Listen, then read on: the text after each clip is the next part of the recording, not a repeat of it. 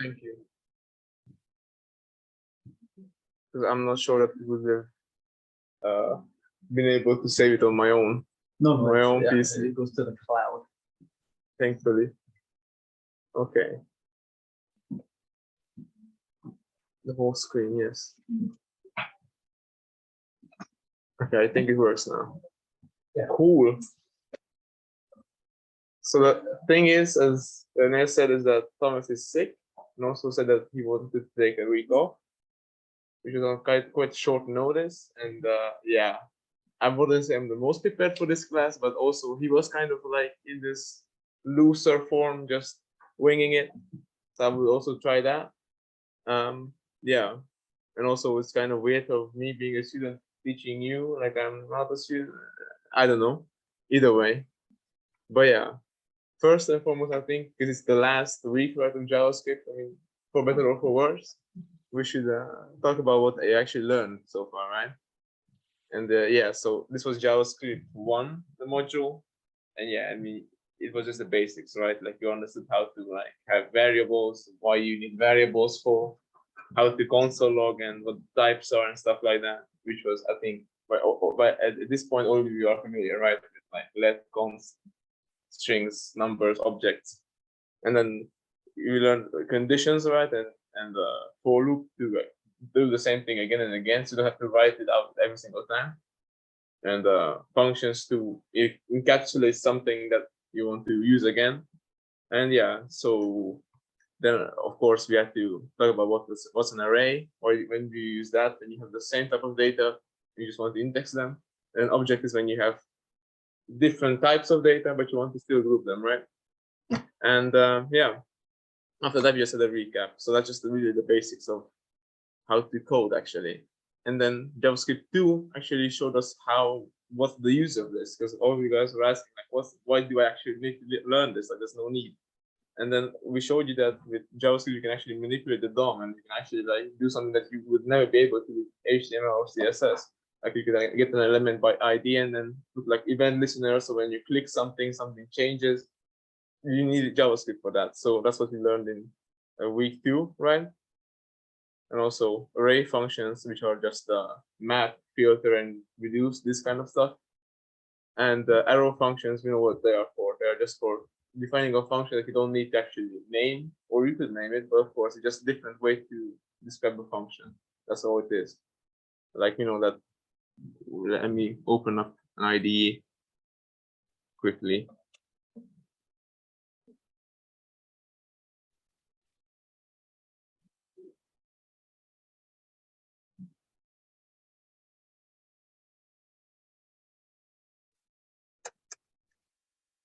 Cool.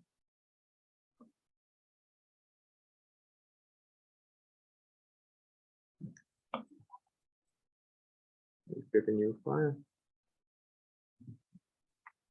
Yeah.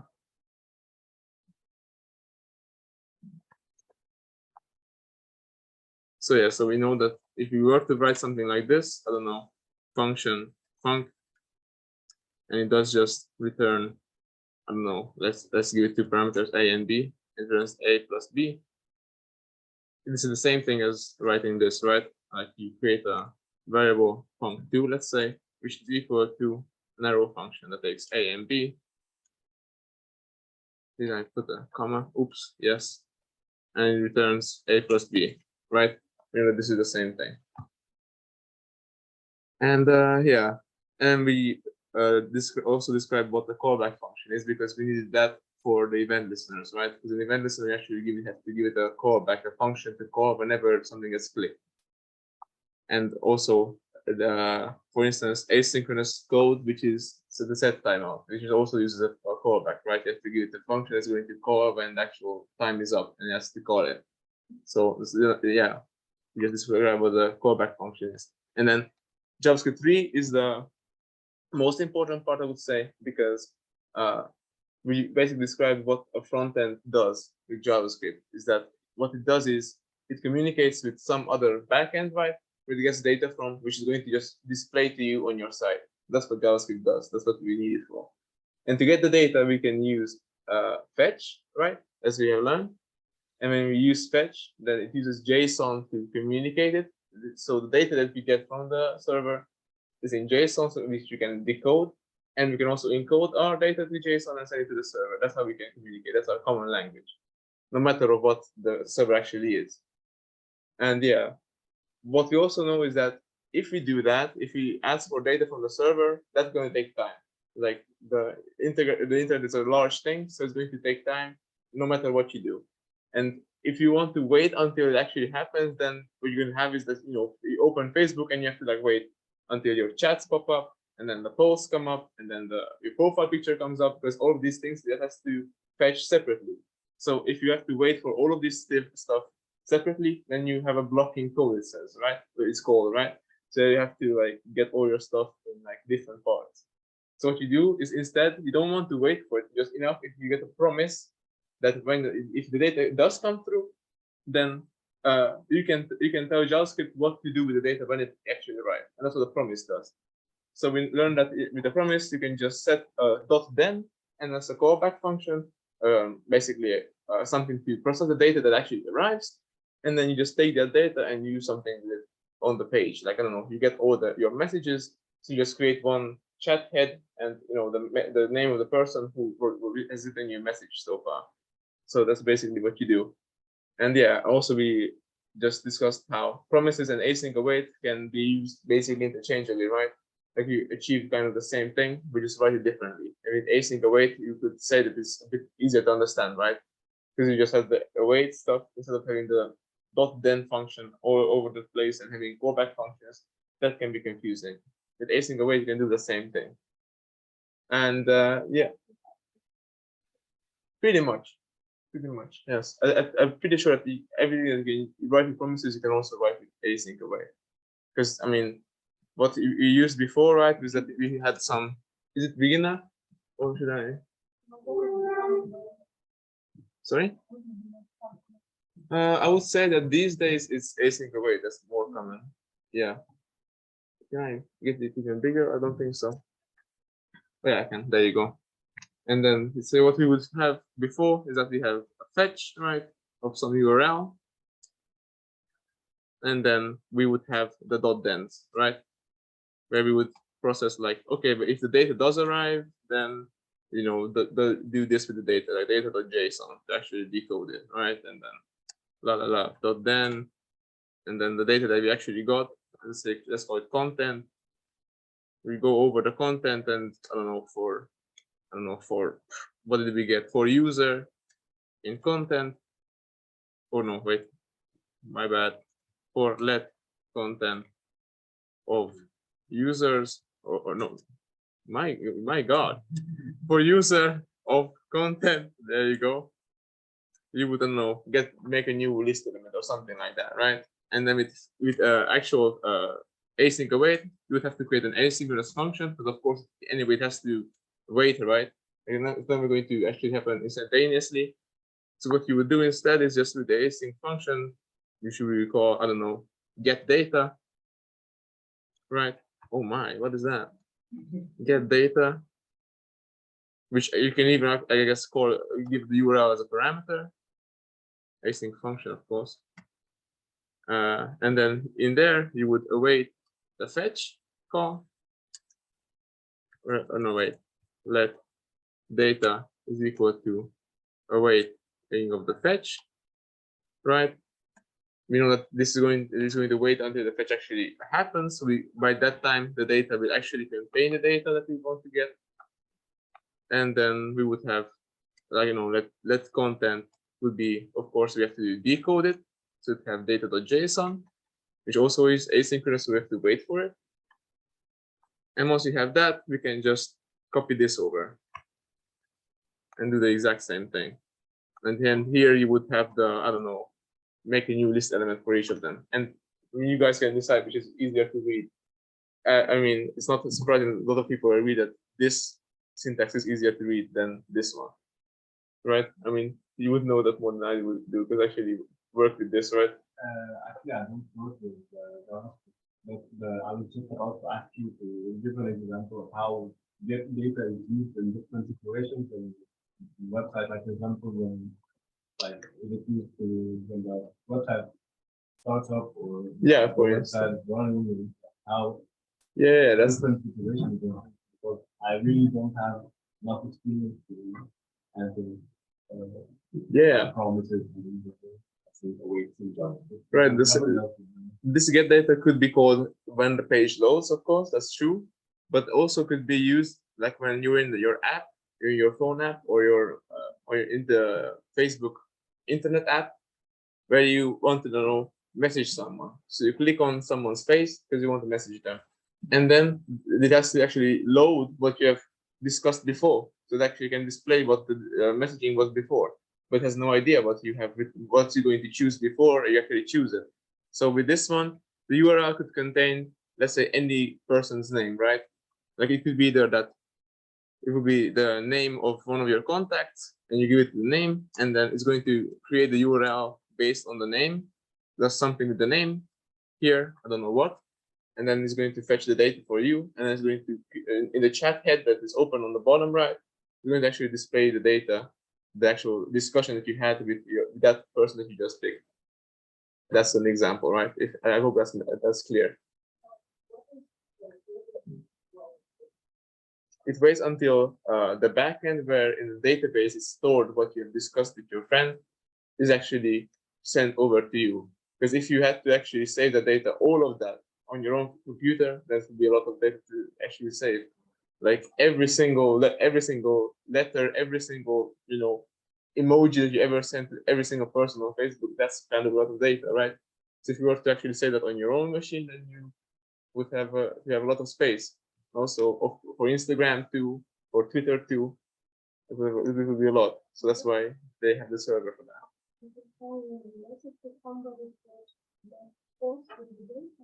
Yes, yes, that's something to consider. That's why people use WhatsApp instead, because WhatsApp actually, they don't have the data itself, they have it encrypted, meaning they don't know what it is. You have the key. Encryption is a whole different thing. I won't tell you what it is, but I'm just saying that with WhatsApp, you actually have to download it. When you get a picture, you have to download it, right? It actually saves it on your own phone, and that's your guarantee that only you have that. The server doesn't have it. Only you have it.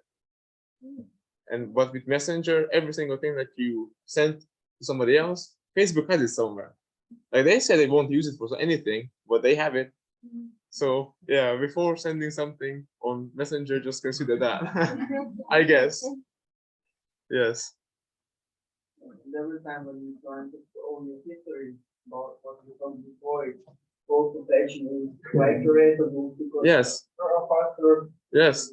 And one more thing to consider is actually interesting when some people prefer to send pictures over WhatsApp because they say that if you send it with WhatsApp, the quality doesn't actually decrease that much, right? Because when you send something over Messenger, let's say, when it arrives, the quality is worse than how you sent it, right?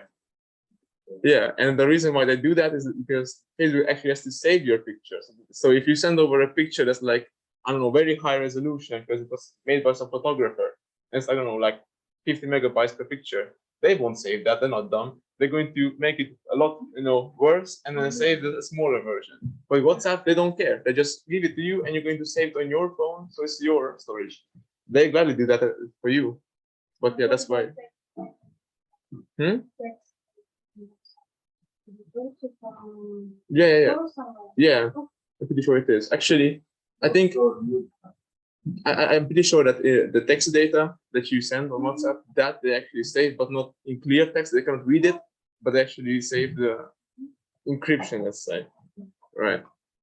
But with pictures, yeah, you also have to, like, if you download it on one device and you want to pick it on another device, you have to download it again. Right. Okay, that's that. So what I wanted to say was that now we know how to do with JavaScript, how to communicate with a distant server, get data, and then manipulate the web page that you already have with HTML, CSS in a way that you use the data to create new content, right? That's what you already know how to do. And the last thing that we're going to discuss is classes and Promises Advanced. I don't think that's actually part of the lesson. I'm pretty sure it's not. Yeah, just classes and this. So there's no promises there, so it's probably just outdated. But either way, Classes, now we know how to, with functions, we realized how we can create code that we only have to write once, and then we have to call it, we can call it again with different parameters. So we don't have to do the exact same thing. A lot of times, we can have a for loop that calls a function, and then you have to write a lot less code. And the less you repeat yourself in code, the less likely you are to create a mistake, like leave a semicolon out somewhere or console the wrong thing somewhere. And classes also solve that problem, but not the code part, but a different part. I mean, and that part is how to create objects. Because we know that right now we can create any object. Let's say we have a user, and we would create it like this, right? And then that would have a name, which would be, I don't know, whatever, Steve. And then would have an age of 12. I don't know why he's on the internet, but anyway. And yeah, that's about it. So we would have that kind of stuff. Is he an adult? Come on. And you would have it that is false, right? And stuff like that. And let's say that you want another user that has the exact same, because of course when you have a application, you have multiple users, right? So what you want to do is get another user, which is user 2, which is then again, you have to call it name, and you would have a different name, not Steve, but Eve. And then she is, we don't know. I mean, you cannot ask, can you? No, I'm kidding. She's like, I don't know, 30. And she's definitely an adult, so good for her. And yeah, so that's how you do it, right? But then doing this, come on, what the hell? If you do this, I mean, you have to do it every single time. Maybe at some point you're going to be like tired at that point, and you're going to mistype it. You're going to write like add lot, and then you would try to access the property like user2.adult and doesn't have one, and you'll be like, why? I mean, I created like this, why doesn't have it? So of course, I mean, this is not a good way to do it, right? There must be an easier way to do it. One way that we could do it would be to create a function that creates one object like this, right? If we would have a function called, let's say, create user, of which we actually give the parameters that we wanted to have, like name, age, and adult, like that. And then what we would do is create an object inside the function, and it would call, and we would give it that the name is equal to, yeah, my bad. Here I would have user name, user age, and user adult. Like, so let's say that. And then the name would be the username. The age would be the user age, and the adult property would be given by the given one, right? And at the end, we would just return this object. And then, let me don't leave this out. And then all of this that we have written here before, all of this, bloated code, we could just write like this. So like let user1, I don't want to redefine it, right? Would be create user, and we give it again some name, some age, and is another also is true. And then we can do this way more elegantly, and then you don't have to rewrite the same thing every single time. That makes sense, right? And actually, one more thing that we can do, and this is a construct in JavaScript, is that we can also rewrite this user function in this way. We would just call it user with big letters, and again we have the same properties. Or actually, yeah, let me call it like these, so it's not that confusing. User age and user adult. Where what this function user is now is that it's going to be the object itself. That sounds odd. Let me explain what I mean by that. So basically, we're going to create an object by calling the function, but in a specific way. The way we're going to call it is we're going to do it like this. So you have a user4, which is called like this. Create me a new user. like that. And then we give it some text, like, I don't know, Adam, 30 years old, and adult again. And what does this new thing do? So what a function user does is basically the same thing as this does over here, but it's going to do all of that automatically. And why would you want that? Well, the way you would do this is that implicitly, what a function user does is here, we can just have an object, right? It's an empty object, and then we just override the object's properties like this, right? Or we just say that one by one object.name is equal to the username, right? It's the same thing. This also how we can do it. The object age is equal to the user age, and the object.adult is equal to the user adult. Let me clean up the code.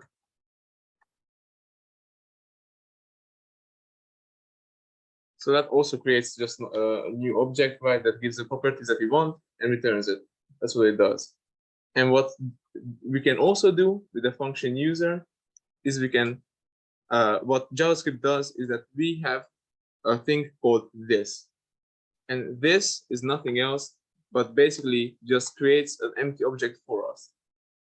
And then we would have that this dot name is equal to the username. This dot age is equal to the user age. And this dot adult is equal to the user adult. Like that. And then what would be the next thing? We'll say that we have to return this now, right? But what JavaScript does is that it returns this automatically. So what it actually does behind the scenes, but you cannot see it, is that it does this. Like it just makes a new this object, which is an empty object, and at the end, it would return it. That's what it does, but it doesn't actually tell us. So it just happens like that. And here, to prove it, I can just console log what user4 is. Let me see if there's any errors. Yeah, there is, because this is an incomplete code. Because here I just explained fetch and stuff. So I can comment that out. But the rest is correct. So let me just run that. And don't worry about me running it in terminal. It's the same thing as if you were to run it in the browser. Oops, what did I do? Adult not defined. Oh yeah, my bad. And see, it creates a user. But what also it does is that, as you can tell, what the difference is that here, if you console log user4, it says that it's a user. But if you were to use this function, this one, and you were to console log out this,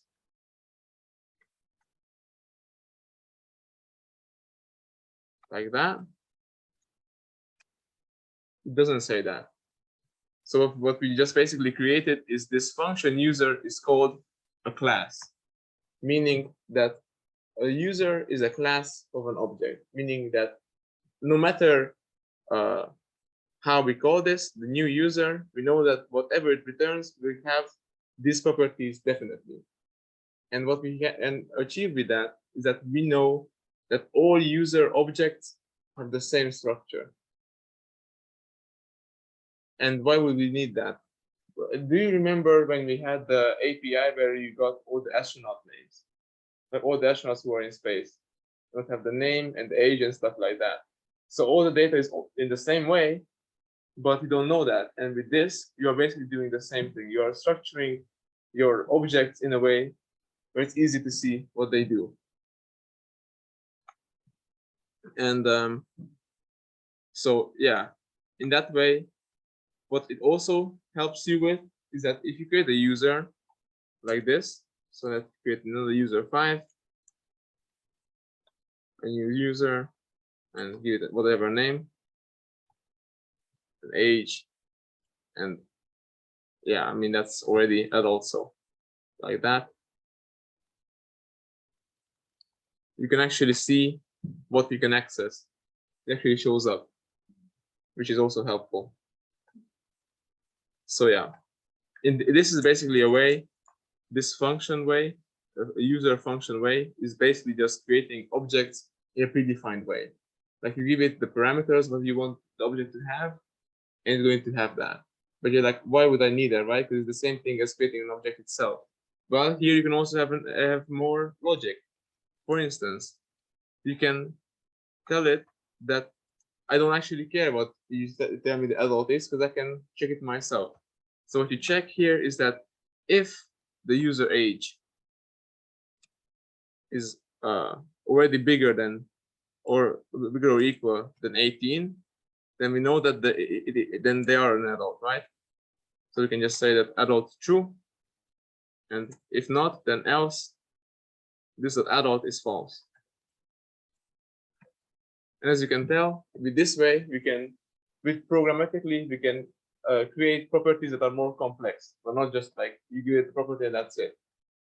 So here we only give it two different parameters here, but based on those, we can actually create a new property. Like we know if it's adult or not based on the age. And then in this way, we cannot actually give it, we cannot tell it what to believe, because it's going to create on itself, as you can tell. Is that clear?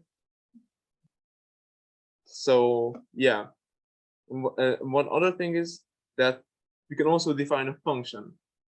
So what we can do is just create a function of this object, a property, which is going to be this, I don't know, let's say hi or something like that, which is going to be a function. How can we do that? We can use an arrow function, right?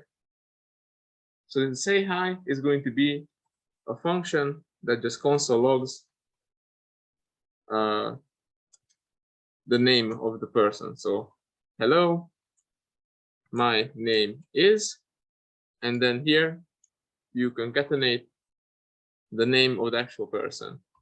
Now this is something that you couldn't do before. With a normal object, you could not do this, but now you can, because an object that is made in a class like this can actually reference itself, can actually know about the other properties of itself. You could say it's self-aware. So with this, if you have that, then I can now invoke user4, user 5, and user 4 as well. As you can tell, VS Code already knows that say hi is a function. So we can call it, and also we can call it for user 5 as well. And what we want to see is that it says, hi, my name is Adam, and hi, my name is name. And that's exactly what happened. So as you can tell, that with an object, you can actually reference your own self. But the thing is, the fact that it's a function is a bit confusing, right? Like, why is it a function, but then it creates an object? Because now if you actually check what the type of these variables is, user 5, and you check, then it's an object. What we call the function, and it creates an object, but they actually didn't say that it should create that. It's a bit weird, right? So, but we already know that this is already helpful, right? Because in this way, we can actually define behavior. Like if you, and why this is actually good is that because in this way, you can actually structure code better. And what do I mean by that is that we can then create a new function. Let's say add user, something like that. And then we give it a user object. Then we know that we can do the following things. That we can, I don't know, create a list object, and then with the list object, we would have that, I don't know, like that. I'm not going to actually write it out, but we have a list object here, and we would have that the list object dot inner HTML, like that, right? I'm pretty sure. Or no, actually, it's all caps. like that is equal to the users.name. And then you would know that the user always has a name, because the user is an instance of the class, so the user always has a name. And you can actually check that. You can check that if the type the user is a user, and then you would have that it always has a name. So I don't know how confusing that is. Yeah. So if you call this with a user, I mean, you don't know what the parameter of it is right now, right? Because you cannot check this in JavaScript. Any variable can be any type. That's why TypeScript exists, but we won't get into that.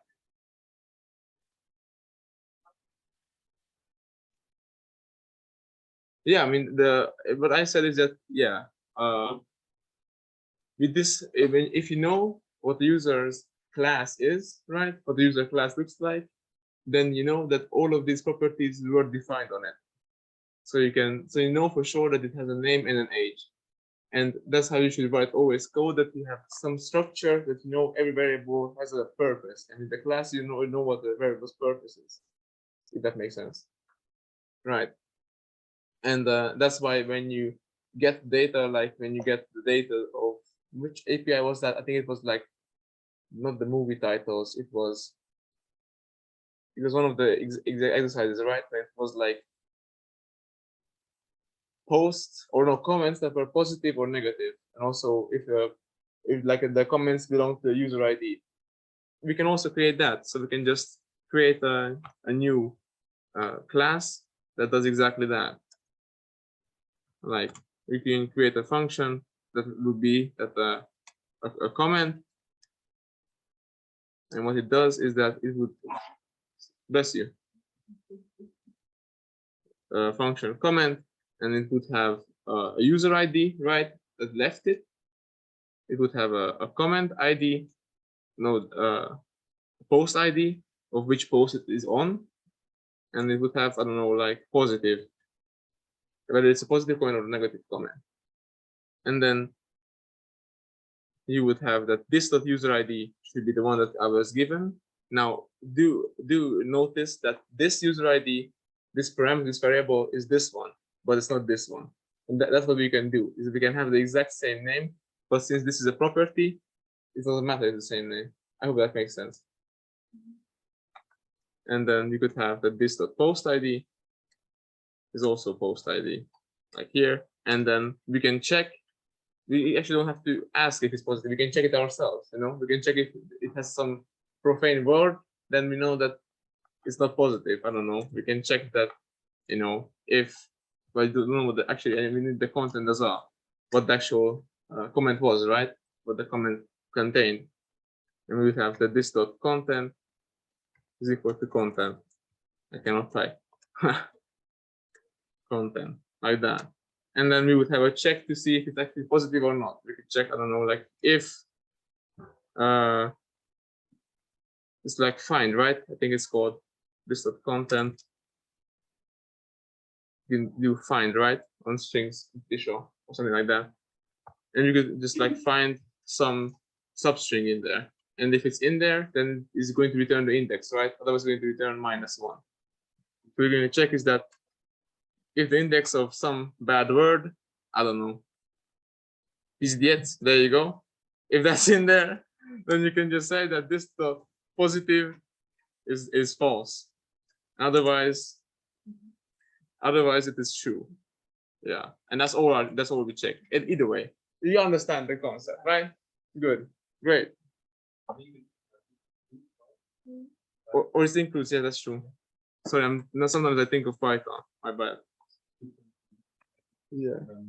And then it returns a Boolean, right? But we can look that up because we have Google.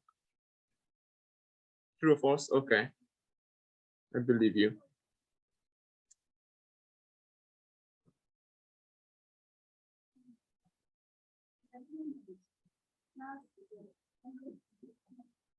Exactly. That's exactly the thing. Yeah, it's a template for creating objects. Think of it as when you go to some architect and you ask them to build you a building. They give you the blueprint, which is like how the building should be built, And then you can create or build tens and thousands of buildings following the same blueprint. The blueprint is the class, and the buildings are the objects created from this class. Yeah.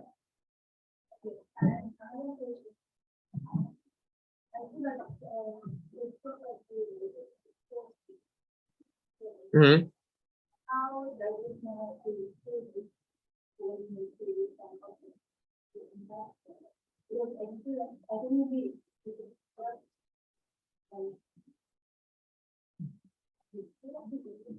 Declare, yeah.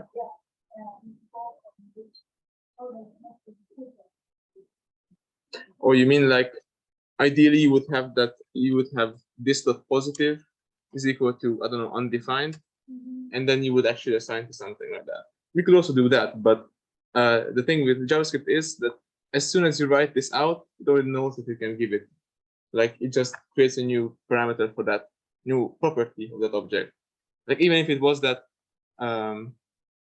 otherwise we could just say that like we don't even care about if it's negative or positive, just know that it's negative. Like if it contains that word, then it's definitely negative, right?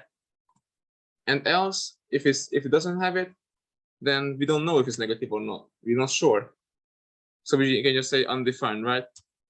We'll do the same thing. We just know that if the content did include a bad word, then we can be sure. Otherwise, it could still be negative, but we're not sure. So then we'd have this negative undefined. But we already know that when you have an object and you reference a property that doesn't exist, you get undefined. So this you actually don't need. You can also just do this, which means that if the condition is met, you actually create a property, but if it doesn't, then it's going to be just undefined. And we can actually test that out. Like let's create a new comment, which is going to be, and you have to use the new. Don't worry, don't forget that, because it just creates a new instance of the comment template. And you would have user ID of 1, post ID of 1, and the content would be just nice post. And that should be positive, right? That should not be negative. And now if we console log the comment, we want to see that it actually doesn't have the negative property, right? Because it's undefined. And if we actually force it, like we actually want to know what it is, like what is comment.undefined? No, not undefined, sorry, negative. Then you want to see that is going to say that it's undefined. So let's try that out. And that's exactly what happens. And if I were to write that word into the actual content, then we would have negative true. But yeah, as I said, this function way of doing it is a bit weird. Like, so function, as you can tell, see if I hover over it, it says it's a class. So it's a class, but it's a function. Doesn't actually make sense, does it? So especially if you come from a different language where you have classes, but they're not the same thing. So that's why in JavaScript now you also have classes. So what you can do now is the exact same thing is going to happen as with this one, but you write in a different way. And I will tell you why it's better. So you would have a class of a Hack Your Future student. That's our template. And as you can tell, it's not a function, right? It doesn't have parentheses. But we also wanted to have this same kind of functionality that when I call it with these parameters, it's going to save them. So what you can do is instead you have a so-called constructor, meaning you construct an instance of a template. That's what it's called. And that is a function that you define like this. Now that's odd, right? Because that doesn't actually say word function in front of it, because constructor is a special word, a special keyword in JavaScript.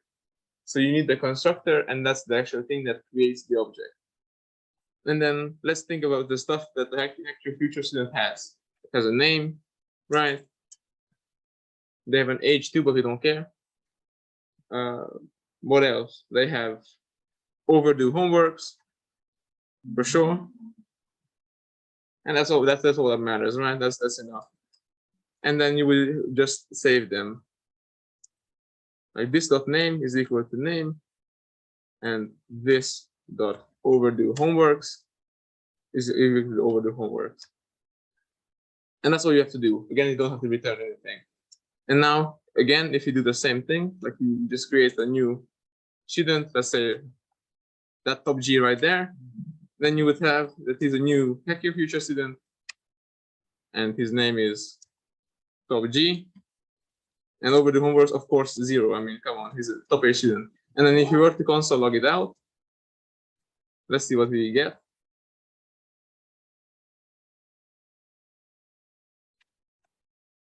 Then, as you can see, it says that he's a Hack Your Future student. They have a name and they have over the homeworks. So the exact same functionality. But now the question is, why is this better than writing the function? Well, in the function, we saw that if you want to create a method, you have to write like this, which is a bit weird, right?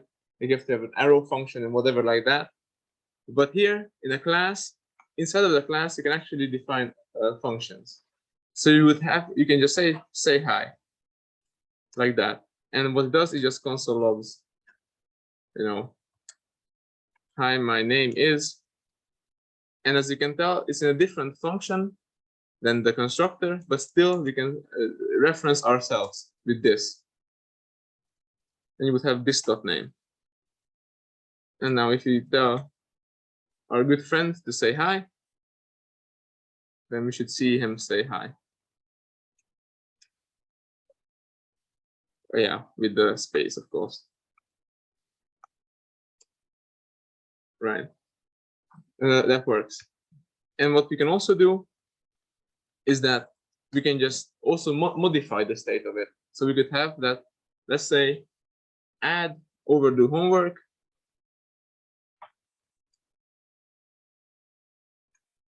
And what it does is if we call this method, what it's going to do is going to increase the number of overdue homeworks. So how to write that? We can just write this dot overdue homeworks, either plus or plus equals 1, or we can also write this dot overdue homeworks plus 1, like that. And now if we do that, we can just call it like this. I mean, and as you can tell, console is also a class, right? Because console has a method called log. And also when you have stuff like math.random, you can tell that math is also a class because they have all these methods to them. Because everything is built by classes, just because with classes you can organize your code so much better. And I will give you an actual better example than this, but this is just to demonstrate. And then you can have console log, and if you were to log him out again, then what we would have is that, yeah, now he does have an overdue homework, as you can tell. So is that clear how like classes work? Yes. No, this is the actual instance. So when you say this, and this is actually the second part of this today, but in JavaScript, funny enough, this is not always that. Meaning that this usually is always an object, and the object is this, what you called the method on. Because this is the function that I called, but I call it on this object. So this will contain Raman, this variable. Yes. This is the object that you called the function on.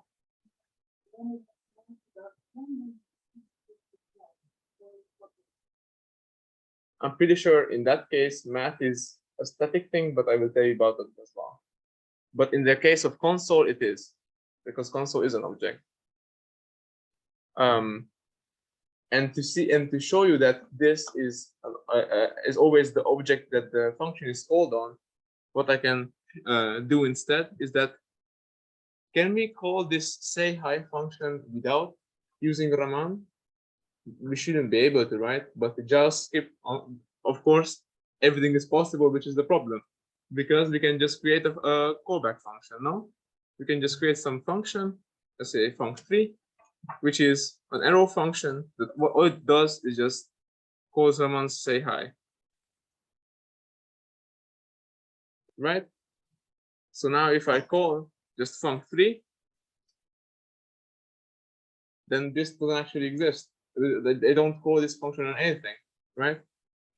Or actually, no, not like that. If I call func3 like this, and then I just remove this, then I just pass the function, right? Because Raman.say hi, this is a function. And this is just a new name for it. But with this new name, I can call it without an object. And now that means that when I call this func3, the this won't exist. So let's see what happens. It says I cannot read property name of undefined because now this is undefined, which is confusing, right? But you usually won't do this, because what you do instead is the one thing that I used before, where you use an arrow function. Because right, if you use like this, then I'm pretty sure. So I might, shoot myself in the foot, but it's going to say, my name is Top G. So whenever you want to pass a function of an object to something, like an event listener, always use an arrow function, because an arrow function remembers what this was. So it remembers that Raman should be put in the this field. And I mean, at this point, I basically just explained the second half of the lecture. So it was really fast, and I understand if it was too much at once. But without caring about this right now, this is always refers to the object that I call this function on. If that makes sense. Yes.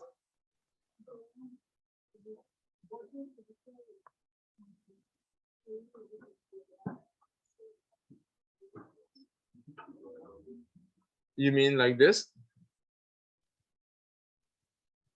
Well, I mean, what does say hi return? Because here I'm just calling the function, and it doesn't return anything, does it? Like it will be just func3 will be undefined, right? Because it doesn't return anything. But what I can show you is that, let's say we create another function, but it does just it tells you how much overdue homeworks I have. So let's say get overdue homeworks,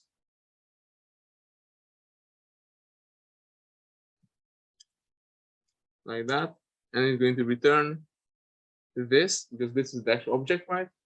And this dot overdue homeworks. So now here, what your question is that what happens on here, right? If I do this. Well, let's see. First, before I actually call it, let's console log what it is. Console log func3. Let's see what happens. Oh, I have to replace the method as well. My bad. So get overdue homeworks. Homeworks. Yeah, let me rename it like that. Good. And now, if I call it, I get an error because it says func3 is not a function. Why is it not a function? Yeah, it's just the actual return type of this, because actually I didn't pass the function, I called it. Because whenever you put the brackets right, you are actually calling the function. And then what you have written here will be replaced by the return value, which is 0. So now func3 is just equal to 0, meaning that you cannot call 0 if it's not a function, right? But yeah, but what you would consider in this case is that if you have a function that just prints overdue homeworks, right? Which is not in the actual class, but what we want is just to create just to have the function that will return to us how many homeworks they have, right? So like I don't know, homework reader or something, let's call it. It's going to be a function, right? And what we do here is just we console log the actual return value of that function, right? That's what we want. So we'll have that, I don't know, number of overdue homeworks is this much. And now here would be the exact same problem that you proposed.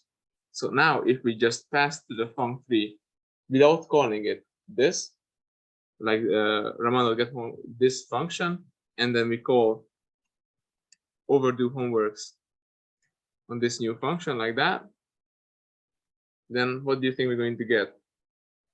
Let's see. We get an error because it says overdue homeworks. There's no such thing of undefined. There's no such thing as overdue homeworks because Raman got lost. It actually is. It gets. It's sorry. Yeah. In JavaScript, it's called losing this, which is funny, right? But what they actually mean is that you are losing this property. Like when you pass it like that, this value gets lost. But if you use instead an arrow function like that, which is going to look like that, which is this is the same thing, right? It means the same thing. But now if I call it, it's going to write it out that PUBG has no overdue homeworks. This is kind of weird to understand like why this happens, but only thing that I can tell you is that the fact that this kind of method where I just create a new name of that function, right? It's the exact same function, I just give a new name to it, but now it doesn't actually have an object before it. It loses this. It's kind of odd, but you don't have to care about that too much now. The only thing that you have to care about is that to answer your question is that this is always the object that I called on this, and that's why if I have two different students, I have one here, and then I have another one that I'm not going to actually create a real one, who's going to be Tom, and his name is Thomas, not the teacher. Don't not him. And he has 3 overdue homeworks. And if I ask both of them to introduce themselves, right? Then this, as I said, right, it always is equal to the object that I call this function. And that is why when I call it here, it's going to say a different thing because this is different. And that this dot name is different when I call here and when I call here. This is the thing that actually makes different instances of the object behave differently. If that makes sense. So yeah, now if I call this again, then you can see that they introduce themselves differently, even though I called the exact same function. And the only thing that is different is who I called it on. And since the person who I called it on is different, then what they're going to say is different. And that is given by the fact that I can refer to myself. If that makes sense. Okay, so let's try and put this to the test. Let's see what the actual exercises are. Here, the exercises are not difficult. I looked through them yesterday. I'm pretty sure this will be quite easy. So here, there are more examples, so we can look through them as well. Like, see, this is a constructor for a comment, and that makes sense, right? Like this is the exact same thing that we would have for a post. It has a username, a content, and a time that it was actually created, the comment. And then to create an instance, you just say new comment, and you give the value that you want to be saved in that object, right? In the new date, it just basically creates a, with a new date, it just gives returns the exact time right now. That's what it does. Yeah. And then we can, as I said, showed you, we can create functions within it. So like we can have the get time since the last post. It actually performs some logic. Like it actually gets the current time from the date object and subtracts it's quite older right now with that, but yeah. And it has the exact same idea that we can also check if a comment has a swear word, and it's going to actually execute that logic and then return to us the result based on the object that we called it on, right? Does that make sense? We'll see. And yeah, and this is an even more complex class of a post. So not a comment, but an actual post. And as you can tell, it has a this.comments, and the comments is also going to be an array of comments, which are also instead of the comment class. So that's why we can have interleaved stuff. And then, yeah, we can just add likes. And yeah. But yeah, for an exercise first, you guys create a user class, which you should have just two properties, first name and last name. And of course, create a constructor so that you can actually define what the value should be. Does that make sense? Okay, give that a try. And I can actually put up my, actually, let me share this link with you.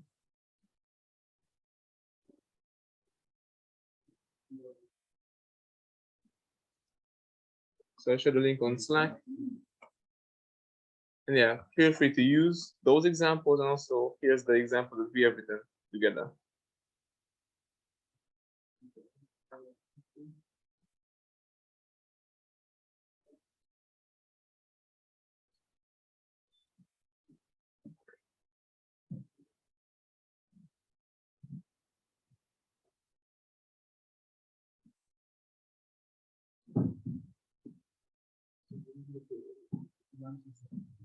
Okay, so with exercises, I will do that.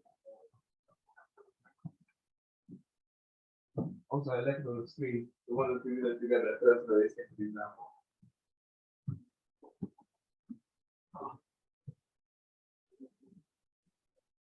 Just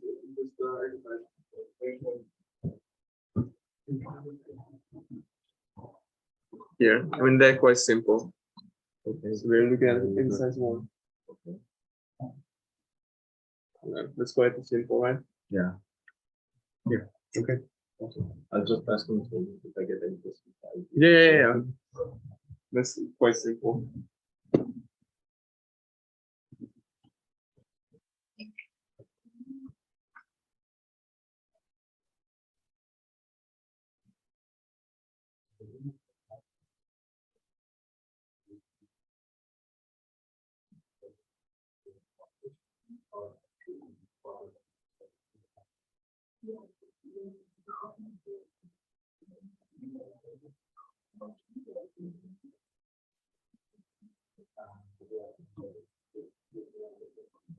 Like, are you coding this time?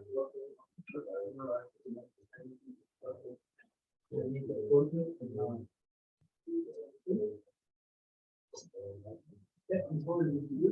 Yeah, but yeah.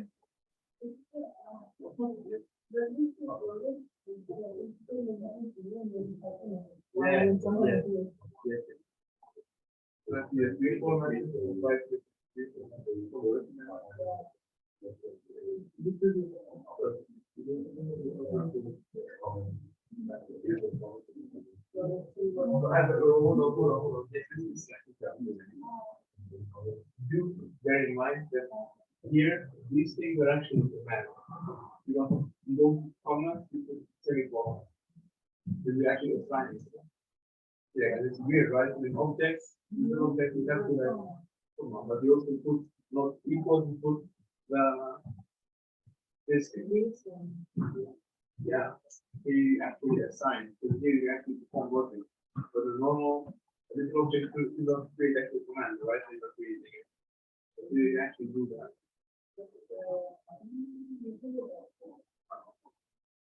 Yeah.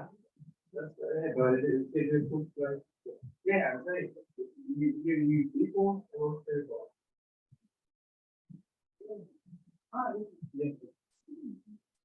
Yeah. Now if you work equal again,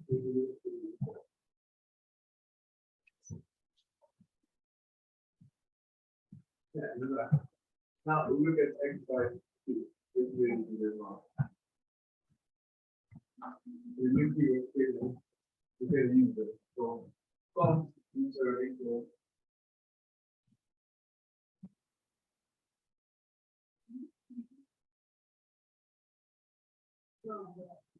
Yeah. Simple, right?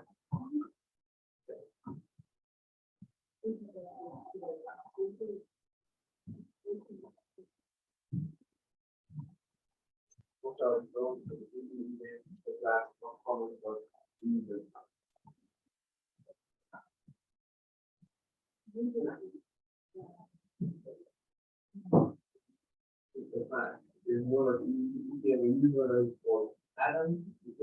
there, but don't call that. Yeah, actually, I can explain to you a bit differently of what the class is. If you guys want to say this in this like, then basically a class is just as you said, not like a template or blueprint, but more so you know that it's just basically yeah. I mean, class is a very good example of what that actually means. Quite self-explanatory. Let's say we have a class of phone, not on JavaScript necessarily, but just imagine that the phone in reality is just a class of an object, right? We give objects like here, chairs, tables, computers. No, phone is just a class of objects. And what we know is that no matter what, I mean, no matter what the phone is, like what kind of phone it is, maybe it's a Samsung, maybe it's an iPhone, maybe something else.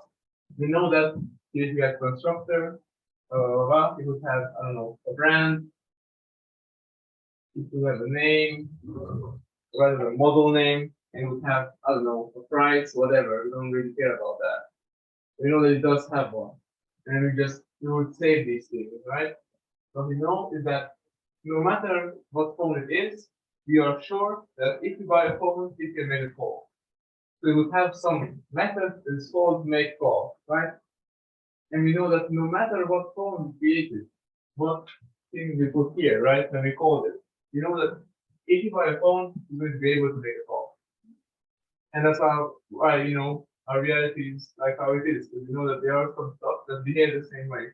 You know that if we, I don't know, if I buy a car, and it doesn't matter what car it is, if it's not broken, I can drive it. Stuff like that. So, but every single time you do create a phone, and if I say like let iPhone is equal to a new phone, right? I don't know if you can actually read it from there, probably not. But the new phone, and it's like the brand is Apple, right? Of course, it has strings, but the name is like iPhone 13, and the price is I don't even know how much, probably $1,000 or something like that. And you know that we can also create a LED, I don't know, a Samsung or something, right? You could also create it the same way, like new phone, and we have some different names, different price, different stuff. But we know that no matter what, since they are both phones, just unique in their own way, if you can go on both of them, iPhone.call or like make call, and Samsung.make call, right? You can call them both, and we know that since they are both of the same class, they can both do this. So and in this way, that's actually a good thing. And what this is actually called in computer science is called an abstraction. Meaning you don't know what a phone actually does or how it does it. You just know that if I want to make a call it, I can. Don't know how it actually does it. Maybe a sample is completely different device, completely different, way it actually does it. And with an iPhone, but I know that they are both abstracted away from me. I just know that they are both phones, and phones can make calls. Now, how they do it, I have no idea. But I just have to guarantee that it can do that. If that makes sense. Another way to think about this is like Bluetooth. Like I dare anybody who's sitting right here to explain to me how Bluetooth works. Like right now, anyway. But you just know that Bluetooth is an abstraction. You just know that I click two buttons on my screen and I am connected to some other device. Because two events are both phones, and both of them have the connected Bluetooth method, let's say. And we have no idea how it actually happens. We can know that since it's a phone class, we can do that. That makes sense. So yeah, it's just basically it abstracts away, it hides away how it actually does it. But we know that no matter what kind of phone it is, it can do that. Right? I hope that makes sense. Okay. So yeah, good to go back to it.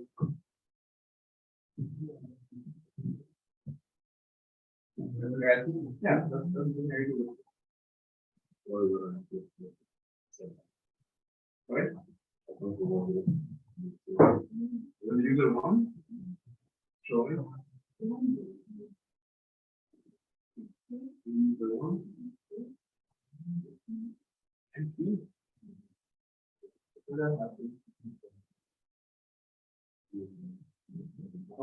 You said because of the you go back to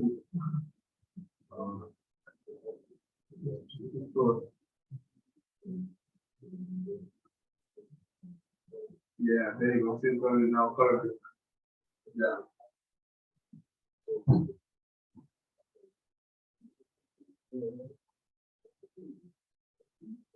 Yes.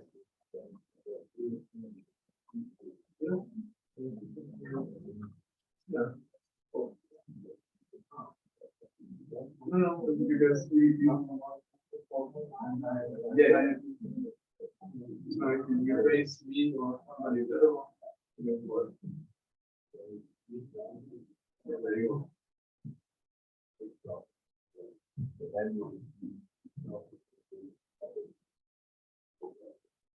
This, the get code in, is okay, but the don't put it inside the no, within the class. That's why you couldn't find it, right?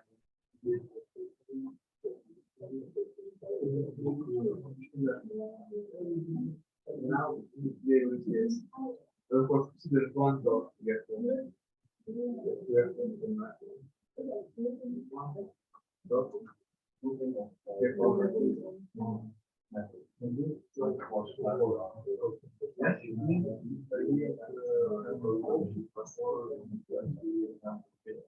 No, when you call it constructed, it's only for one is for actually create interest on the time. Like I said before, like you for like even have a class of phone, and something to pick an iPhone. You say what values you want to have on the function on the like for example.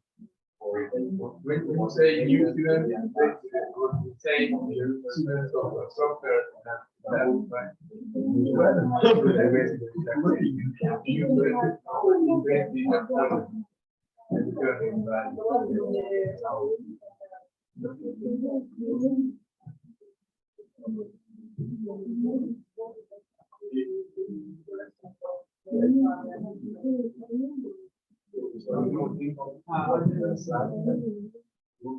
So the first one is correct. But also make sure you put big letter for the user or yes. Not users. No, it's definitely. But now create new like how I do that. Well, yeah, like.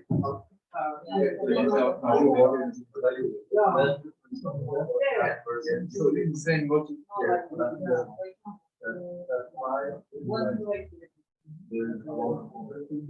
no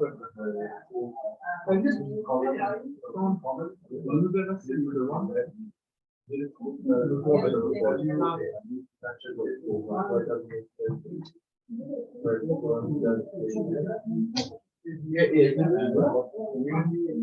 yes.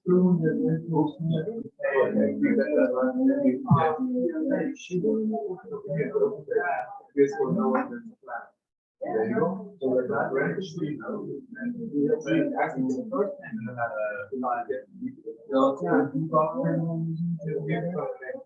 give your own no, like no, we have to give it the first and the last.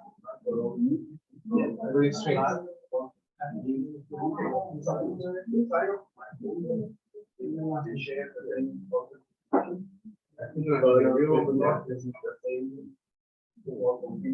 And our console on our user don't forget the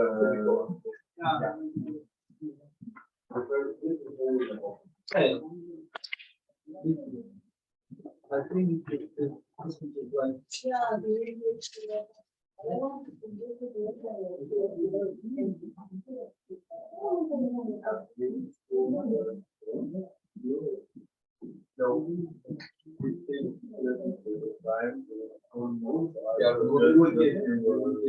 that's 2 modules away. Well, I mean, of course, if we really want to, we can ask the class. No problem. But this one will be the role for now. Yeah. That's correct. Now, if not, like open up JS console or anything like that. Should work. Maybe not here, but maybe on the coordinates, yeah. So yeah, then we have downloaded this right?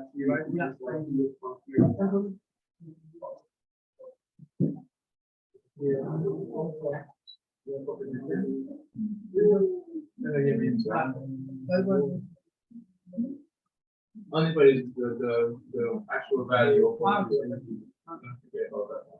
well, now, as it says, you should actually not control the whole thing, just control the first name. So when you do that, just different, right? So, actually, my bad.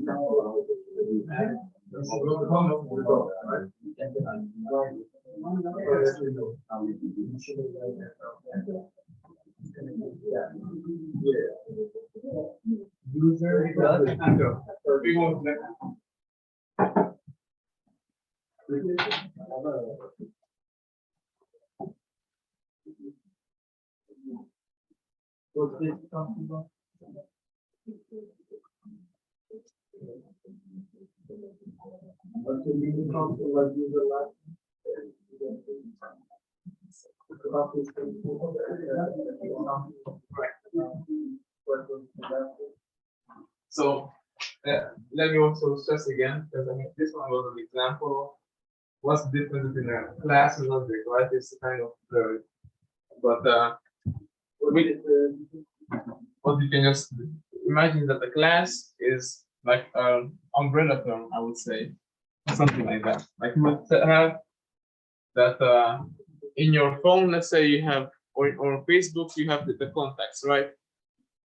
So you have, let's say, a class, you just call the contact. And then whatever, and it has a constructor where you have to give it the name of the contact, and let's say the phone number or whatever like that, okay? And what you know is that in the contact, you can create a call, like you can, let's say, make call.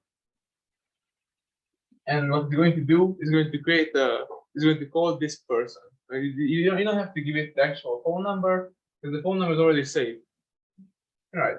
So this is just what a contact I want to be like. That's what I want. This should be the ideal functionality of a contact. And then, so this is what a class is. Like it doesn't actually contain any data.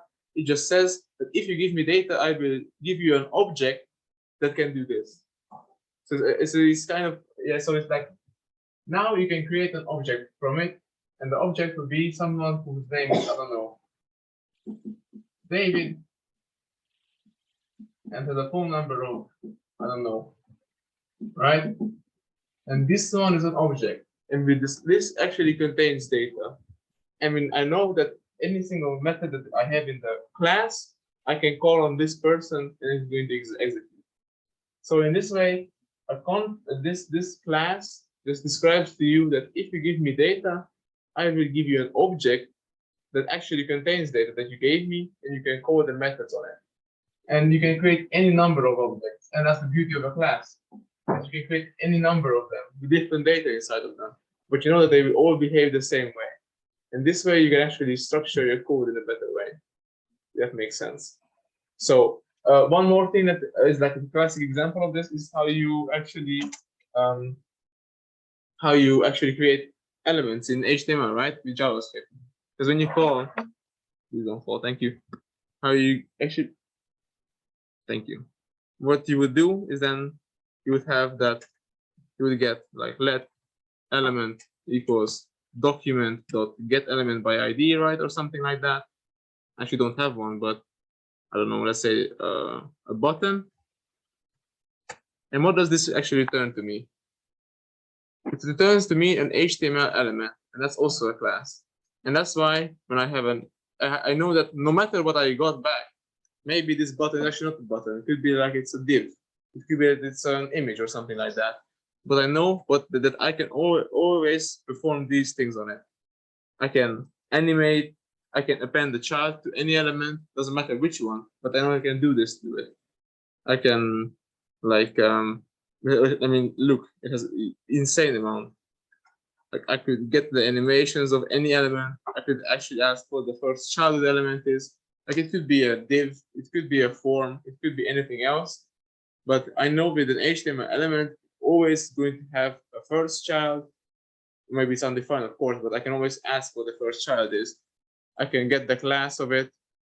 I can actually give, like, manipulate the inner HTML of that. So that's why that's why the class exists. Like, if you were to come here, I think, like, if I click on it, it's actually going to give me the source code. Like, actually, you can check out the source code of the whole JavaScript thing. And if you look at here, you go to HTML element. As you can tell, it is an interface, which is basically just nothing else but a class. We don't have to know about that one, but yes. So here, and we go again, HTML element.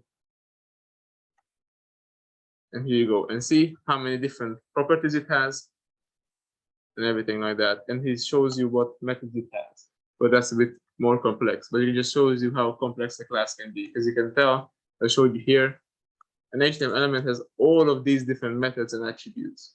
Like, you can go for days. And what is the beauty of this is that we know that this is just a class, but then it can have, like, infinite amount of objects, because it just depends on how many different objects you can have in an HTML document. You can have any number, right? Because you can have any, like, you can have a paragraph that contains this, you can have a paragraph that contains that. But once you create an HTML element out of that, you know that they will all behave the same way.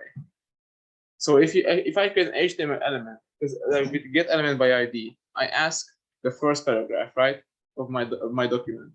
I know that when I call inner HTML, like, I look at the inner HTML, it's going to give me something else.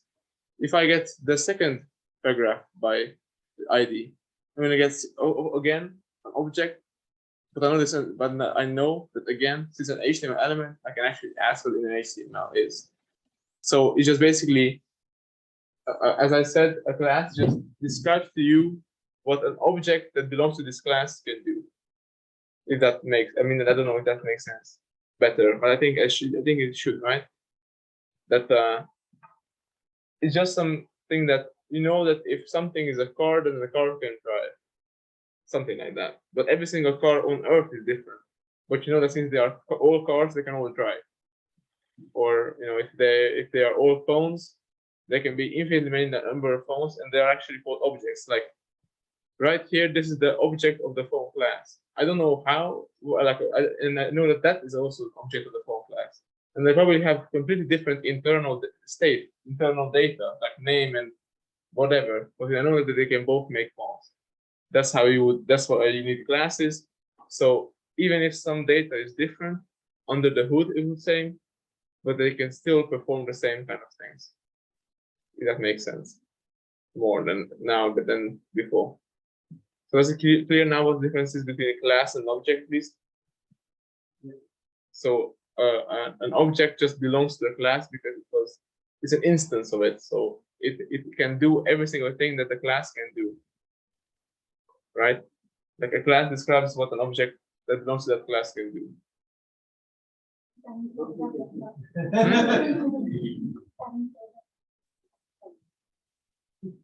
It's not. A class describes what an object that belongs to it can do. Right? It's like, you cannot say that a phone is a concept, right?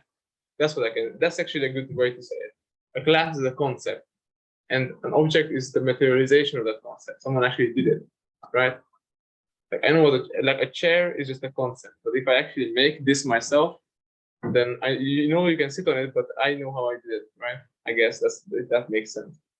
So, like, or a user. I don't know what a user is. I just know what the user is going to have. It's going to have a username and stuff like that. But when I have a user, like my own user, I know that it actually has a name and stuff like that. Like I can the user like my own like user is an object, and what a user is just a concept. So a class is always just a concept. That's actually the best way to describe it. Like a blueprint or a template, but it's basically just a concept of what data should be like. And then you can create data that is organized in a way that the concept describes. And can someone say examples of classes, other classes, or the materialization of the object coming from these classes? Anything around that? Like, for example, cars have to have views, they have to have doors, and they have to have some color. Yeah, exactly. Now, when you have 3 views, have black color, and have 2 doors. Yes. Or And we take them off the top. Yes. And you can even go even more, how is it called, high level than that. You can just say that a vehicle is a class. And you know that like a boat is a vehicle, a bike is a vehicle, and the boat doesn't even have any wheels. But the only thing that you can know is that a vehicle, no matter what vehicle it is, you can transport yourself from point A to point B. That's what a vehicle is.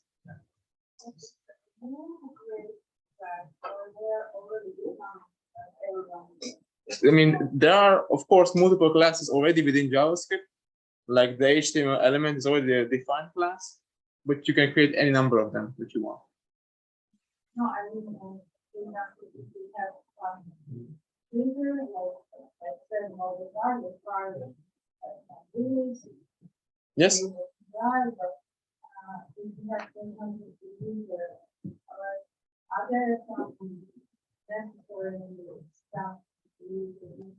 No, you are completely free to design your class however you want.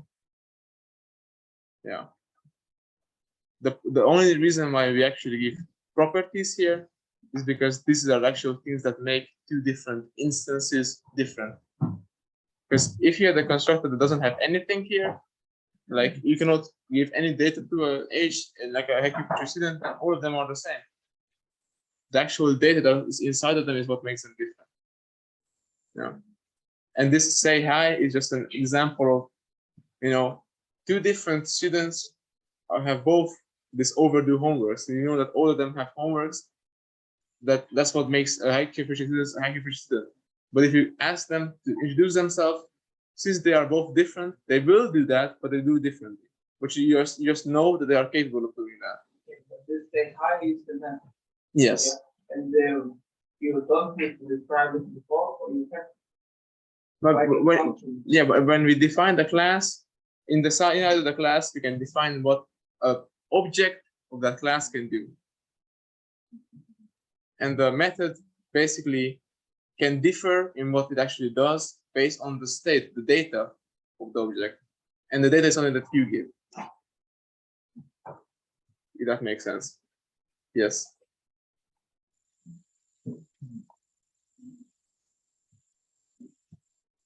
Did I just change it?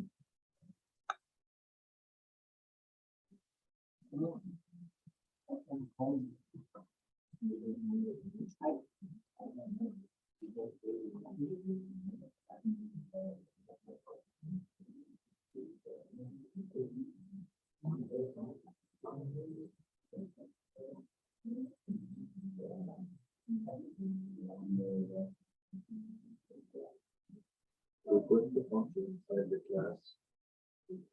So how you go on an object, because the object actually determines how that function is going to be performed, right? So it's like the same thing as I did here. Like I create an object and then I have to call it on it. Yes. So if when you call get full name, you have to call it on someone, otherwise you don't know what the actual this dot name is. And that's exactly where it comes in. Like, you know, if you create two different users with two different names, you can call the same function on both of them. You are sure that they will do it, but they do it differently.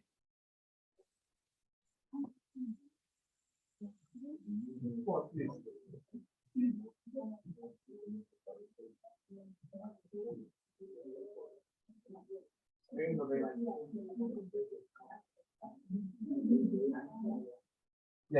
we can also do that, or also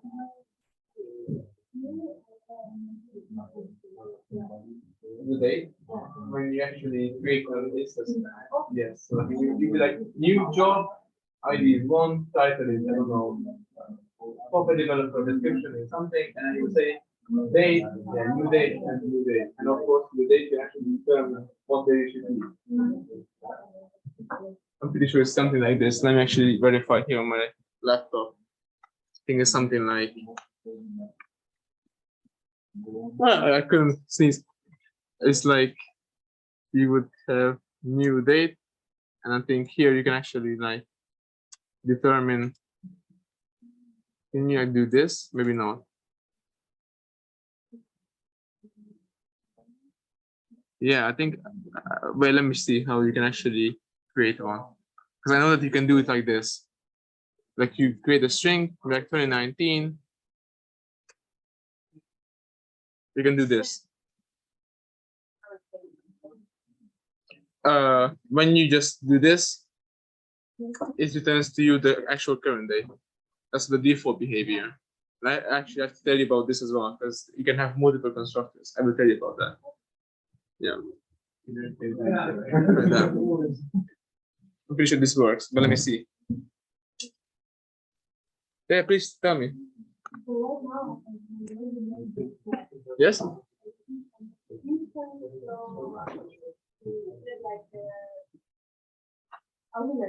Yes.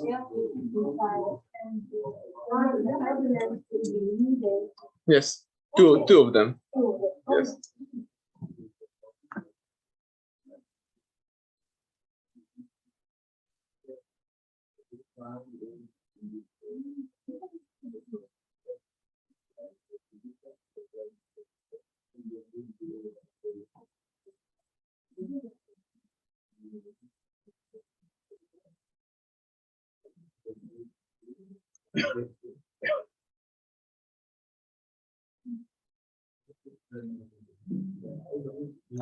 Yes, here it is. Like you go in here, you say JavaScript date, you go into the actual documentation, and it's going to tell you that here, constructor. And it says that if you ask new date and call as a constructor, it returns a new date object. Let's see what that is. Let's click on it. And as you can tell, that's how you can do it. But also look at how many different ways you can do it.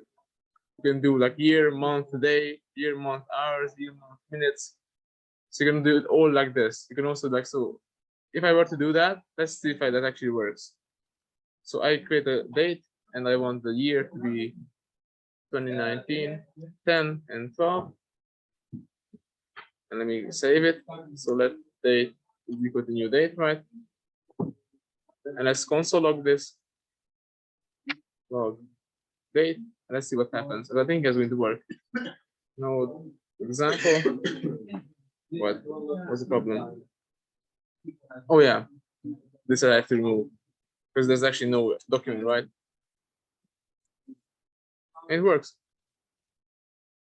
It does it. No, wait, does it? No, it doesn't. Yeah. Oh, the indexing. Yes, the indexing. You are right. So it should be like that. And now it works. Cool. That's how you can create dates. This I will tell you about. You'll tell the multiple construction.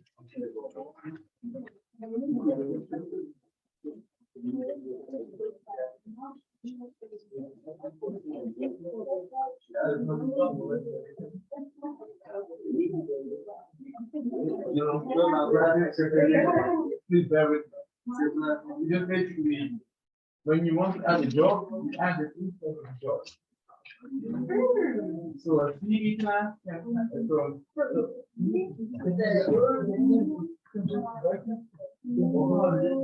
when you call add job, you actually call it a new job. The instance of class is just an object.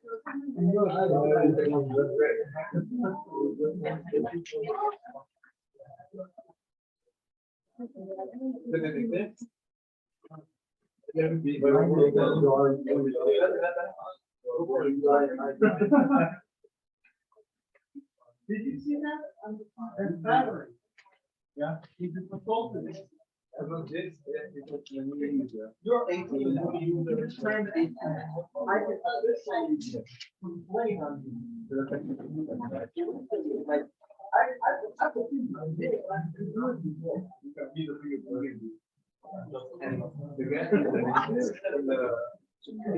I'm pretty sure you're over. Did you just? Yeah, I went there.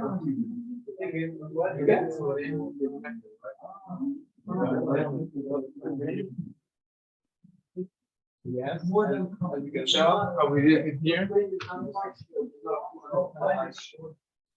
No, minus. Like that. See, so you can have. Yeah, I know what you mean. See there, that we have method of being the- and then you can actually reference this.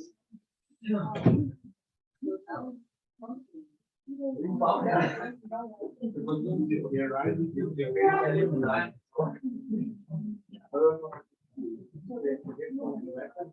Within the universe.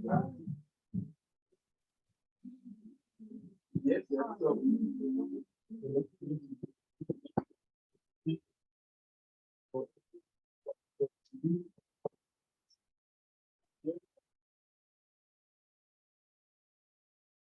this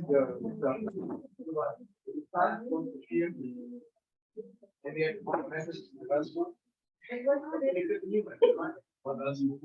That's a text. So we have beginning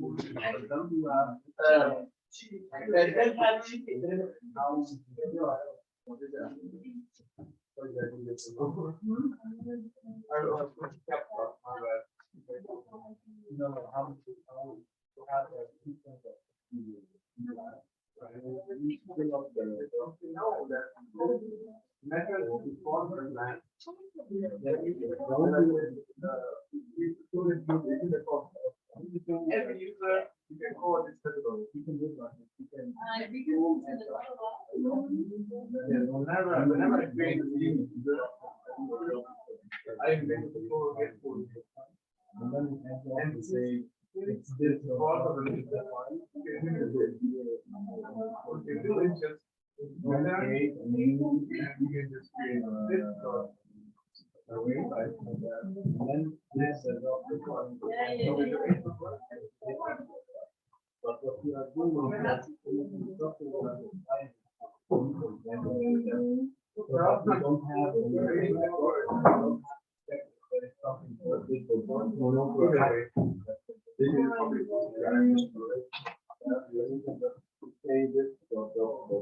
push back. And then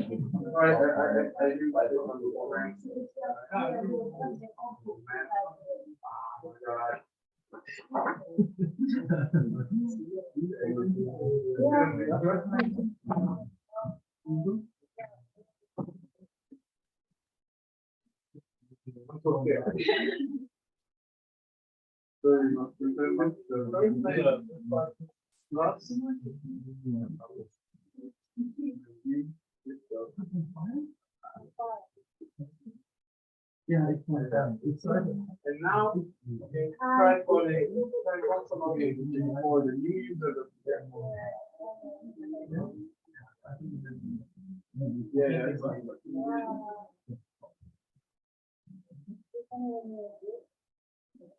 yeah, yes, yes. Yes, yes, not the global. Same,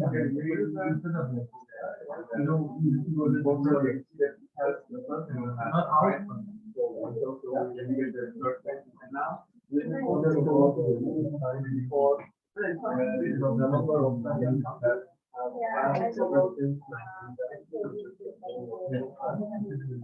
And you can change it.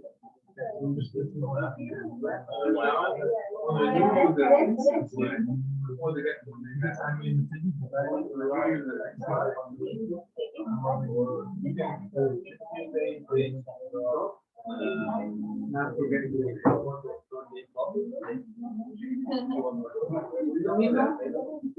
this will be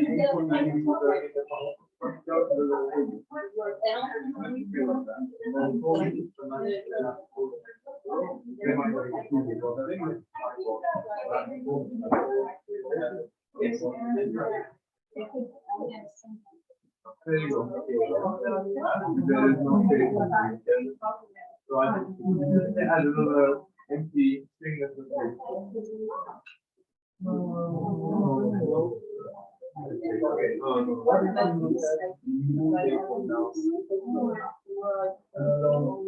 there you go. Yeah, that's my fault. Then that this because the my fault. The next thing you can just imagine that this function is running within the user, and then you can select the new user, put up the new the that's your cue, right? That's what I'm sorry for that. I wanted to rephrase it, but it's a better way to say it. So yeah, but see, the thing is, as I said, right, a user is just a user, just a concept.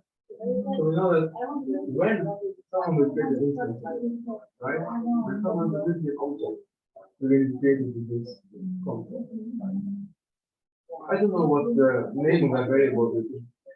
I'm not sure what we're going to call the variable you create in the new user command, right? I can use that. So how can I call the future variable to and that's why you use it. Because this is just going to be whatever variable you create in the future. Yeah, so within the class, within the class, here, this always works with the future instance of the user. Basically, when you create a new user, right? The exact same thing you go to create an object in the other class user, and you replace this everywhere with the other agent. But thank you for showing me that the computing is not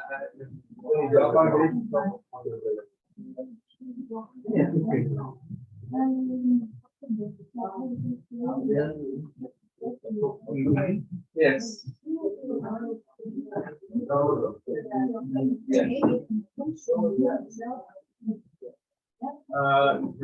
No, almost. You're very close.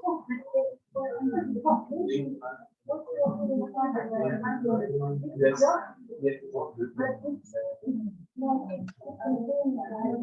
Yes. Yeah. You were right. The thing is, you don't call it here. Of course, all the functions. What that job is already a job. It's already on a Yes, exactly. So you just push that. And when you call this that job, that's when you add, that's when you create a new job.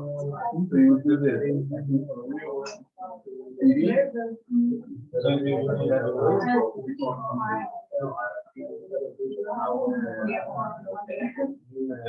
That's new.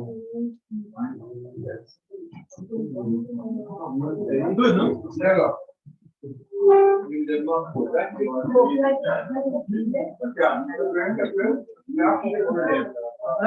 Why? Because the job is always going to be really empty. Create an email for now and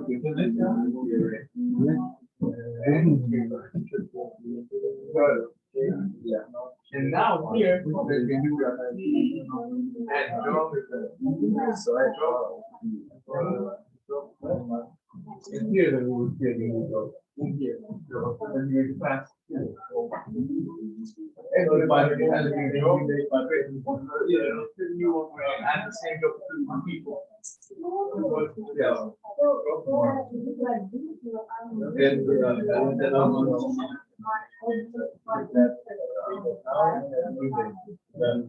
the whole array.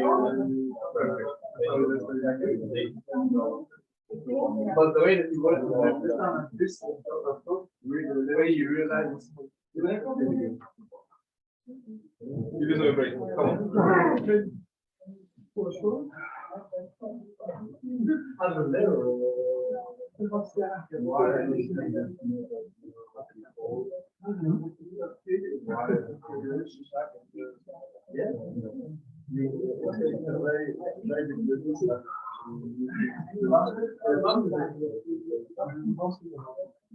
I'm not gonna sneeze, I'm burning inside.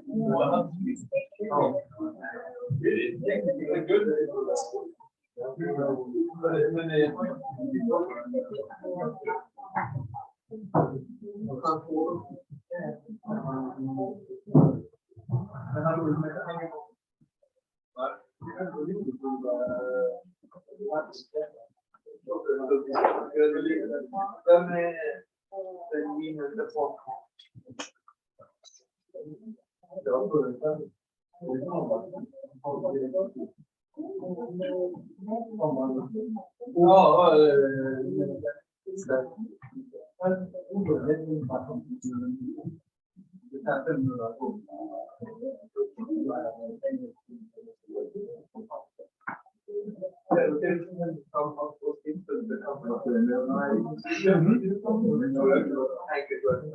Or I made the email at the class here.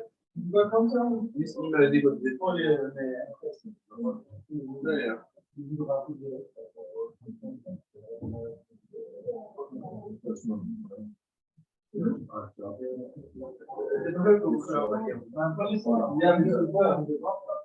Okay. Wait, that's good. But the job in this is the job.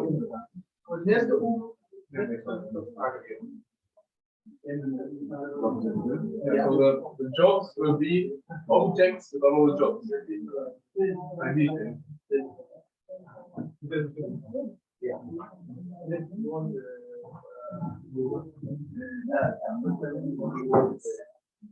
Job. How object based on the new job.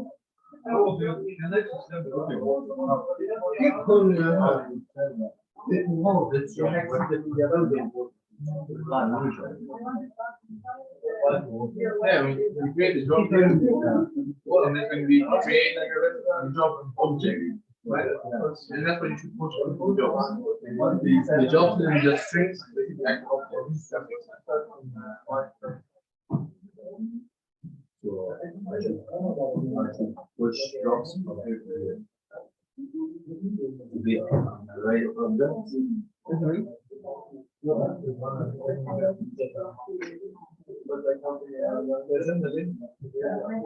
Then you call add job. The parameter to the object. It's already a job. So it will be like let job one equals to a new job. And then you'll be like cd dot add job one.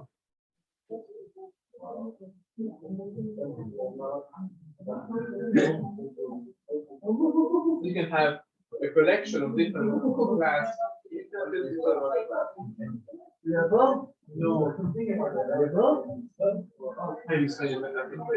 Okay.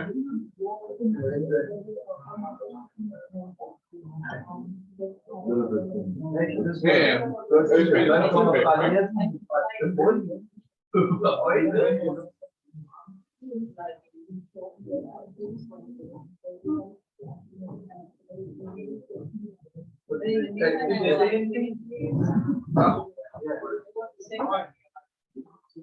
I have a little bit.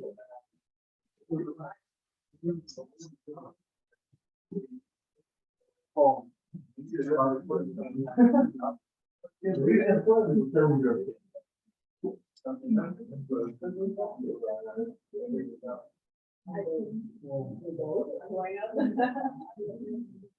You don't think I can handle both things? And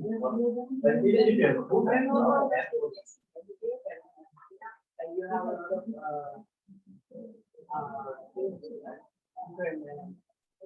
of materials.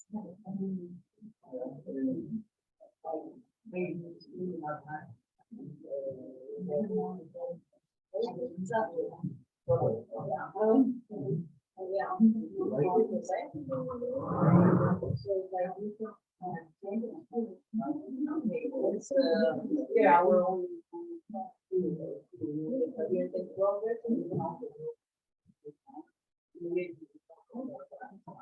It's not the, I think it was more the same thing, but other than that, it's nice.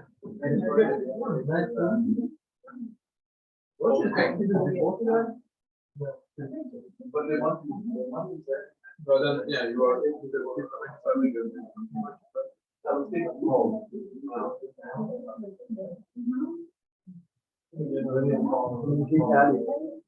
Then, they're not doing it in 10 seconds. These are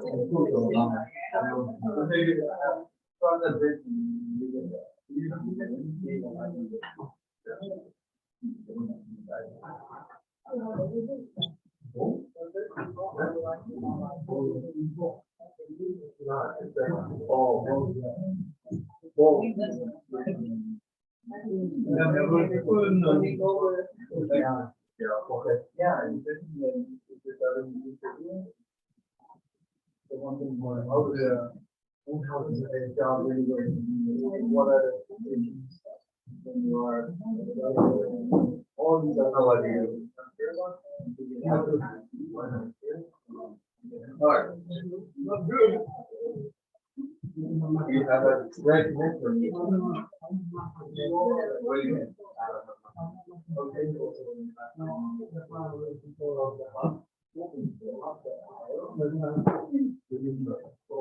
Oh yeah. That's on my weekend.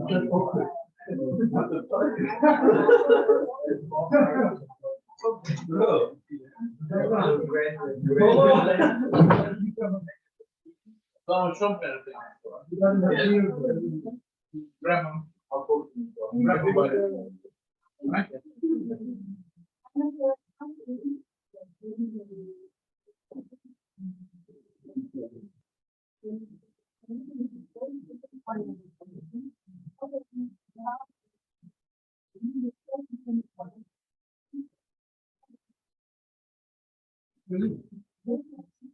The meeting.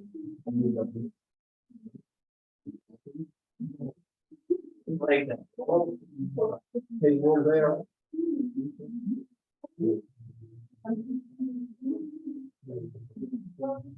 But there's a lot of them.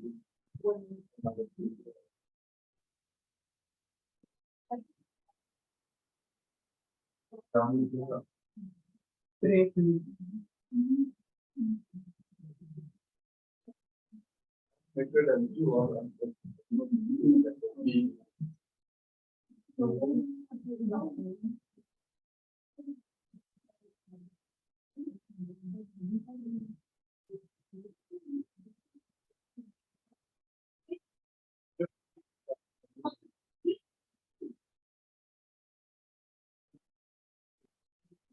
No, it's not. But it's mostly they mostly writing like but I love yeah, these are the most immigrants and wonder why. I wonder why. Only how.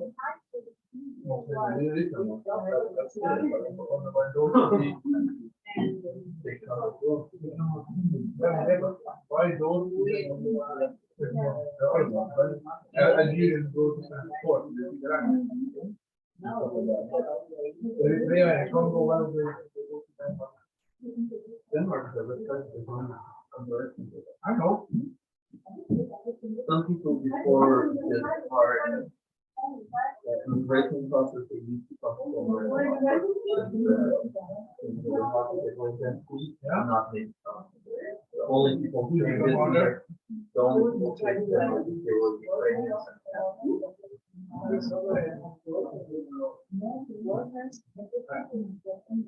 Afghanistan what? Afghanistan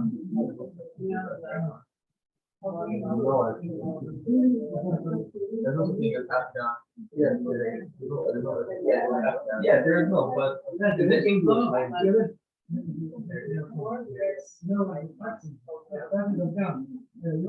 they call themselves Afghan. Yeah, they are in fact. Because,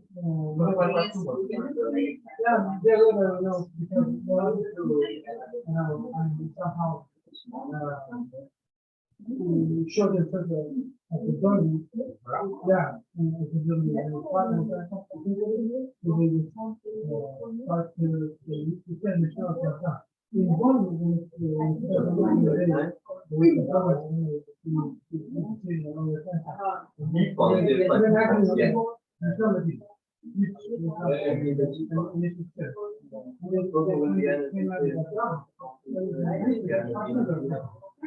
Okay, move back to the actual work.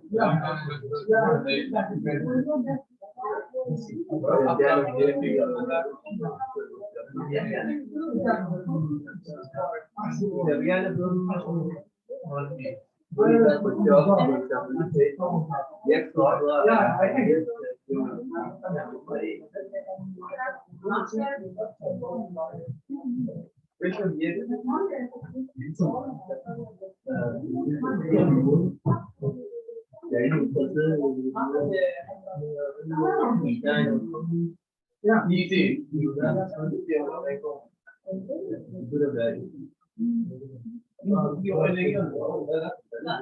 No.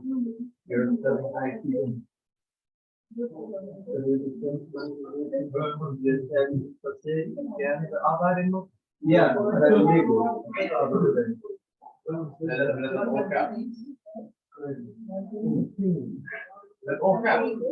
yeah. No, you say caps lock. Lego. Oh, yeah. Oh, caps lock. I thought you said cap. No, cap. I said all cap. Cap. Yeah, I thought cap letter. Yeah. I think I know. This is to outline it as means. What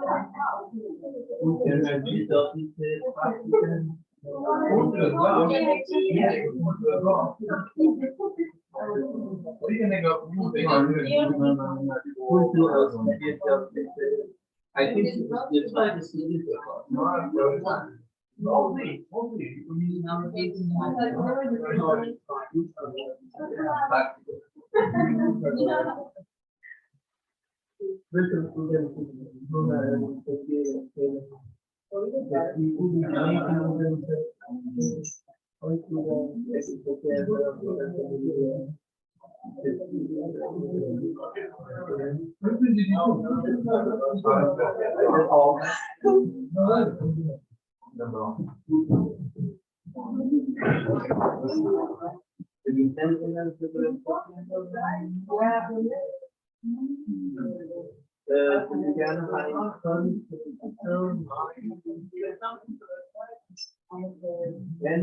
Your answer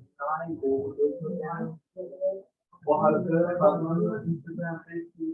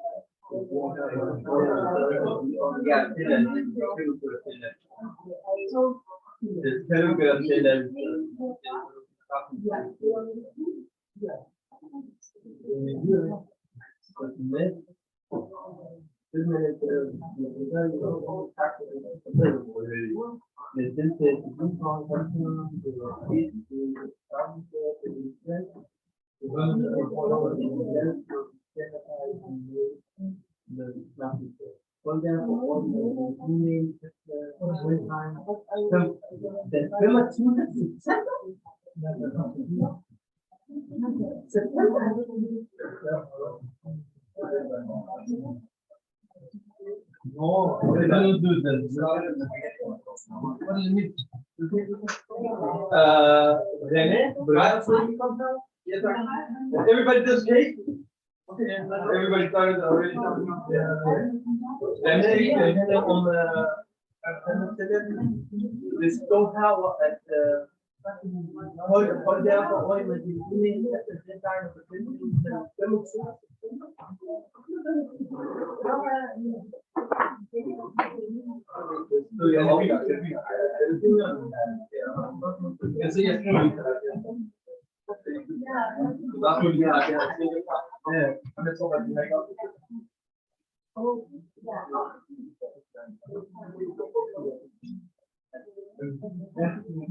Oh, wow.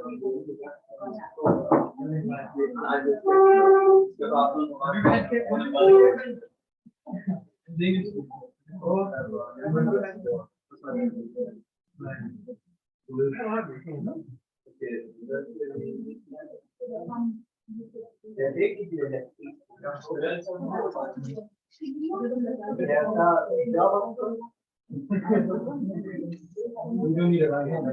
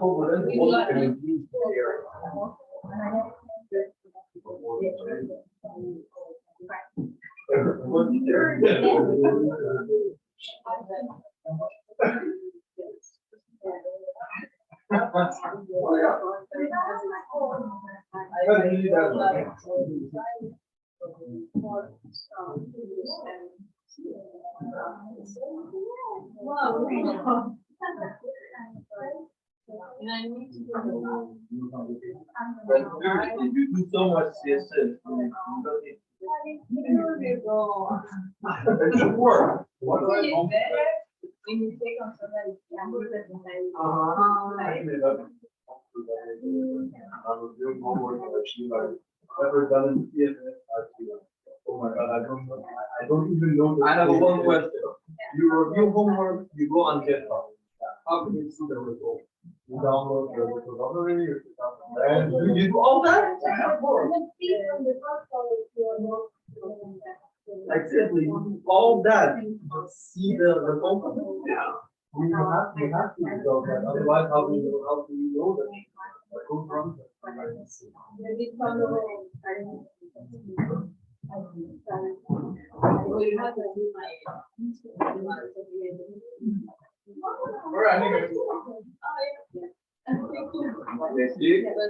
gonna give you my gift of this is a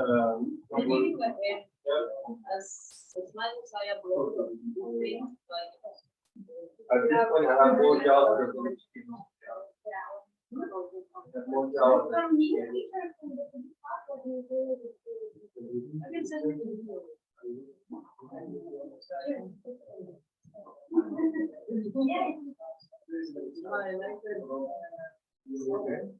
I thought this one. Yeah, I do. It's so cool. Like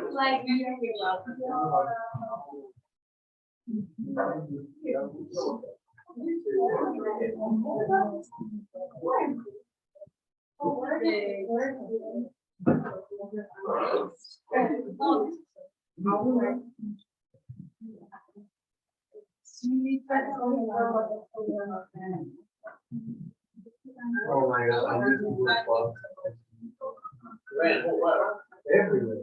I've been everywhere. I've been in one hole, in FBI.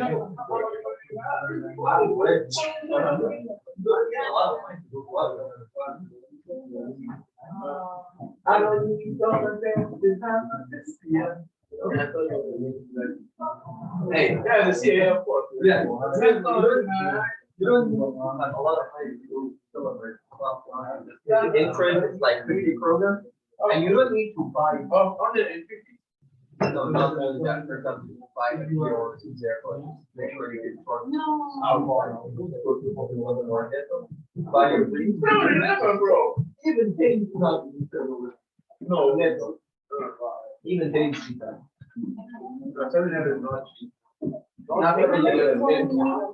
You go to Netto, you buy a packet here. You're gonna drink it on the floor. You're gonna go in the back.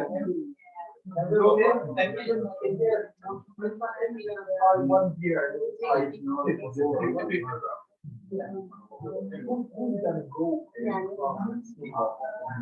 Only people that know that the next day they regret it. If I have something,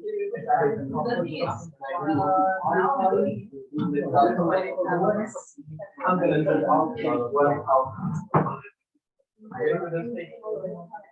I mean, party, okay? Go crazy. Bro. I'm thinking 1,000 crowns. Party, buy a bike or something. Bike is not bike.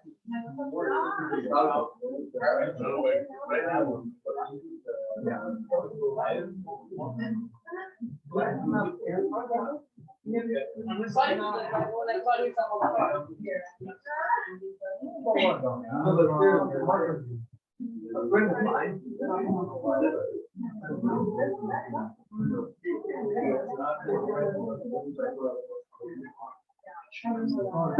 He had this birthday party maybe like more like 8 people.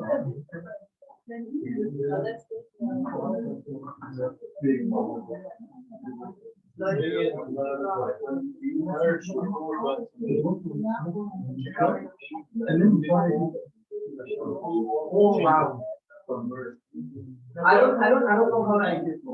Like I don't remember what we had to do. After that night, I'm missing the remote side. Yeah. Last time I did like yeah, for that was so right now, fetch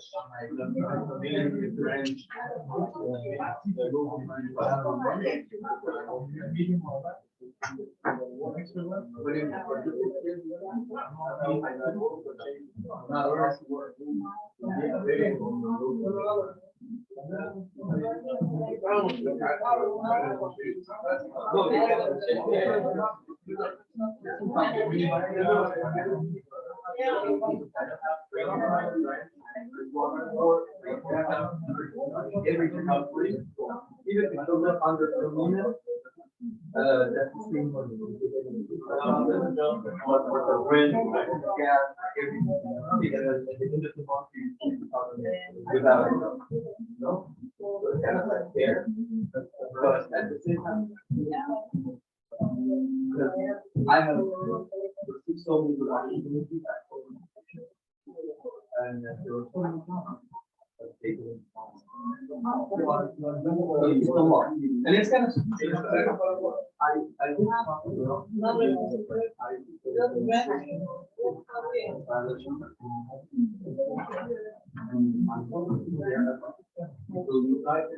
I know people that want to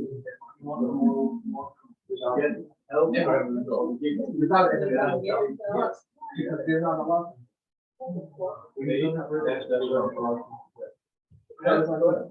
don't allow to they don't allow to they don't communicate, okay?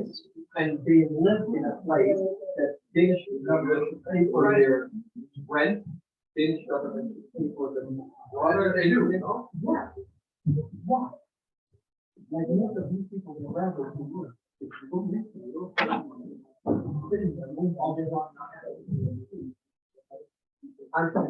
More than 87. But they're not.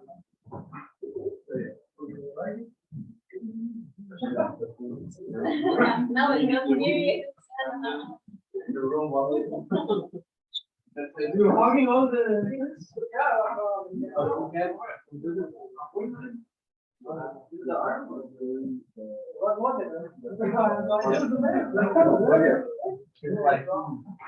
Let them work. Take sleep pattern. Normal practice like 4. Take 10 minutes more. And at the end of the day, people rent, people gas, not gas, I mean, warm, people water, electricity, and then they want to go to their other work. If they want to go out and something about it, they won't struggle. But the whole purpose. Yeah, I saw away to this season. No. Yeah, because British, following on the, and now this, they don't want this.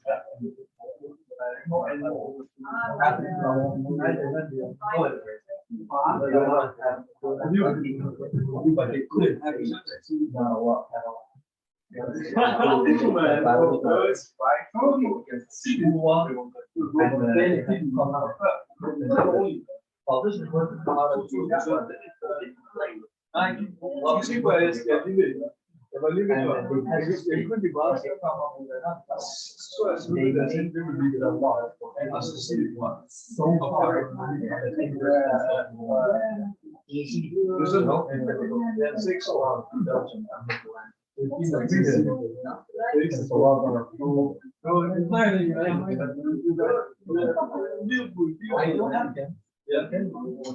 Brought them here by saying, and then they rejected it. Because whatever is inside,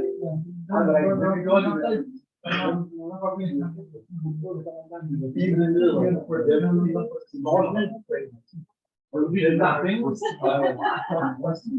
United brought them people. And the reason was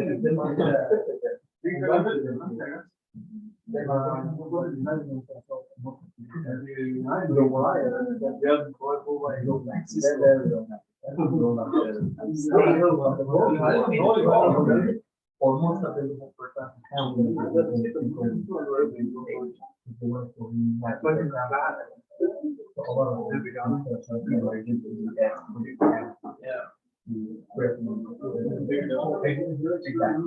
they would take them this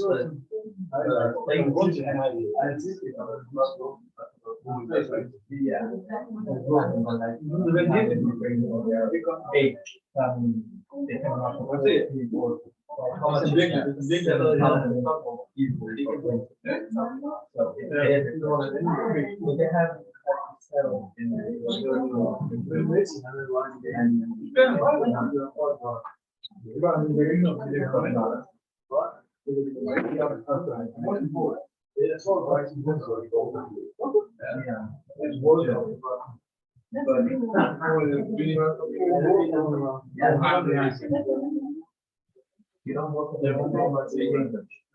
They rather go to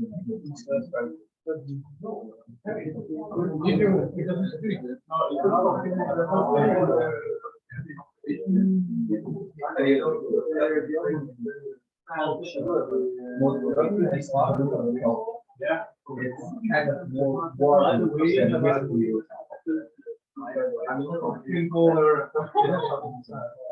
I mean, they have a thriller and especially something more energy.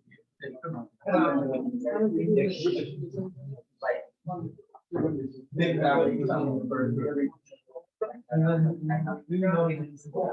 they have a problem in years. What I meant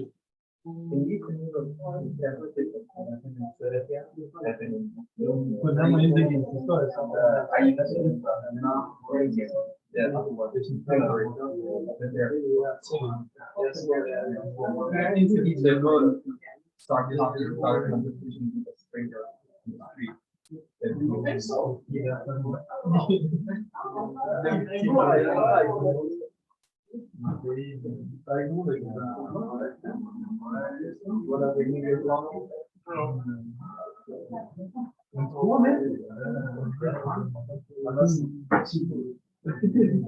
Oh, yeah.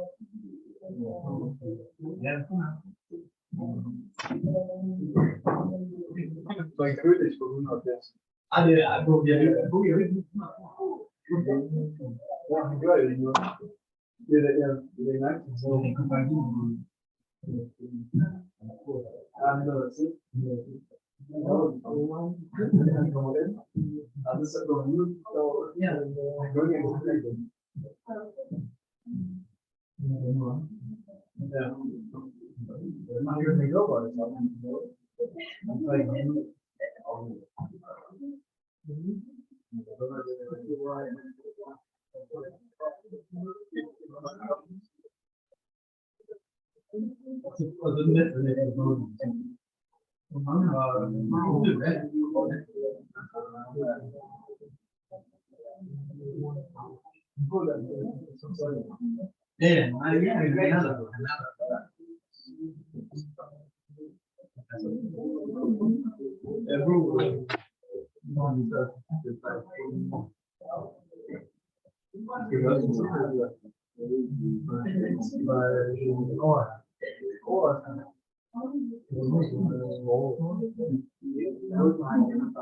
yeah,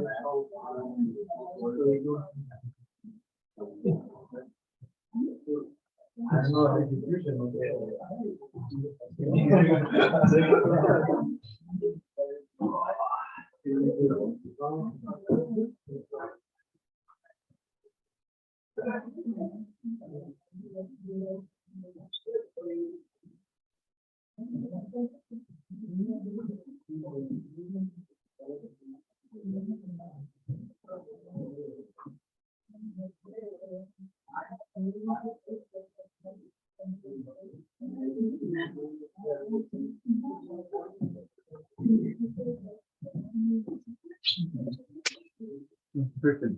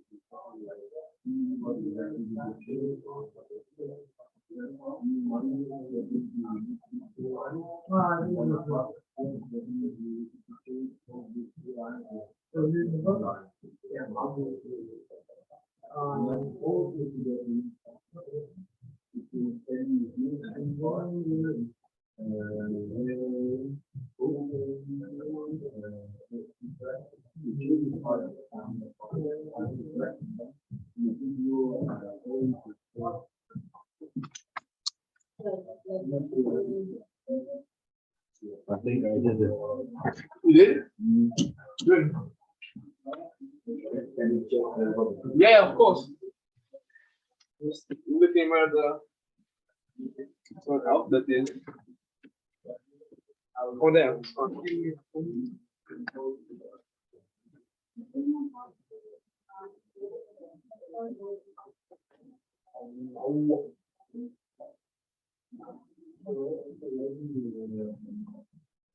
invisible people is a list. Am I right? Yes. You're always right.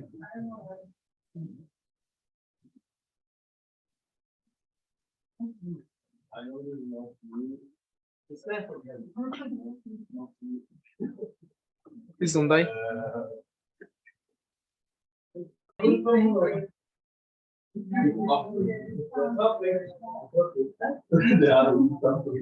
Did you stop the recording whilst you were eating? No, I think it's because I figure it down. Could be. No, I was asking because I'm asking if you just in general did you stop the recording while we were eating? Yeah, I remember. Yeah, but I don't think we did it now. It's fine. That's fine.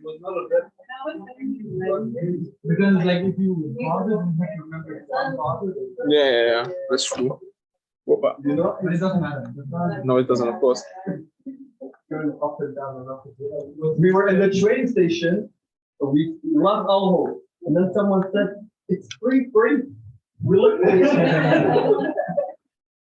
Free.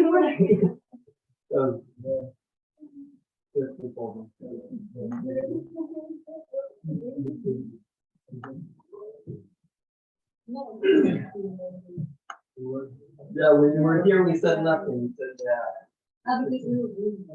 No, you haven't. See, this is. Can we go back to the subject of? Yes. Yeah. Okay. Hey.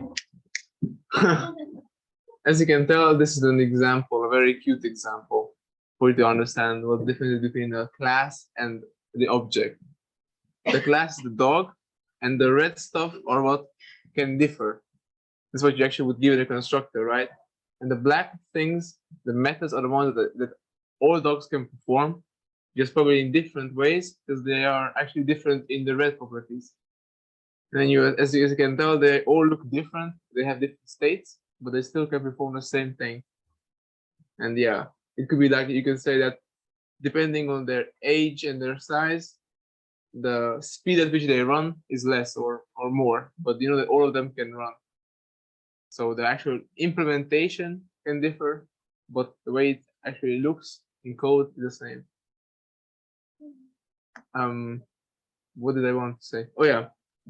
Also, some confusion that I could see. One of them is I might have confused you, or maybe actually definitely confused you with where's the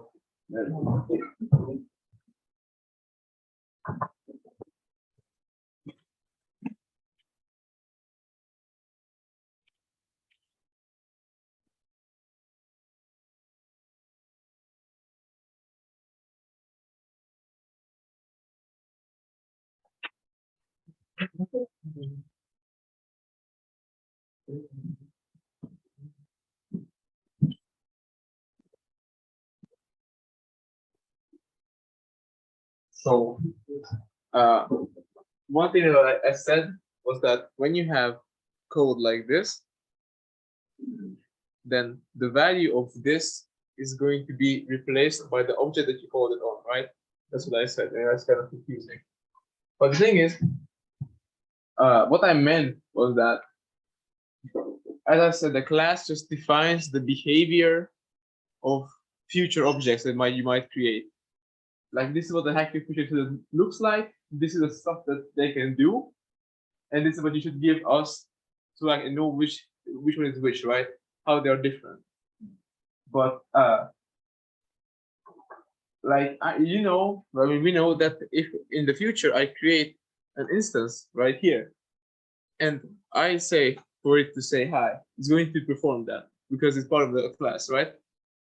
But when I call say hi, I know that the instance of this object, that's the actual name that I will get, right? But when you create the object, you have no idea what the name of the variable is that you're going to create in the future, right? So in a way, this is just basically a way of referencing any future instance that you might create. Like when you call say hi on an instance, then this will be replaced by that instance. So it will be the same as if when we call, let's say here, tom.sayHi, then just imagine this class and every single place where the this appears, replace it in your mind with Tom. So tom.name is that, tom.overdue homework. That, then I also log my name is tom.name. So that this just gets replaced with the object that you call the function on. Does it make it more sense now?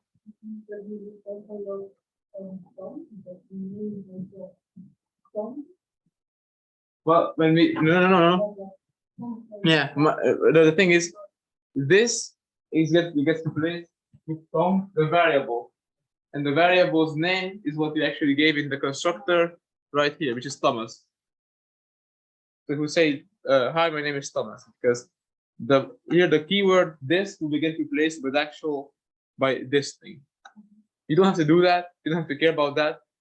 You don't have to care about this keyword outside of a class at all.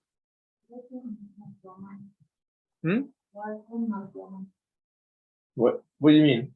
Like, I mean, are you asking if it doesn't? It applies to both cases. You use Thomas for this way, but it's the same thing. If I say Ramadan say hi, then in this, don't do it now. Then in this method, this gets replaced with Ramadan. So in concept, of course. So this just references any instance that you might call it on. So just because what you want to do is just describe what an instance of an object does, but you cannot call it an instance because you don't know an instance yet. So just call this, which is going to get replaced by any object that you call it on. So just a concept, right? That any instance will.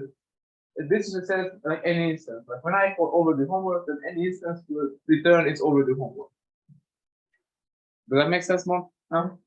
What the purpose of this is?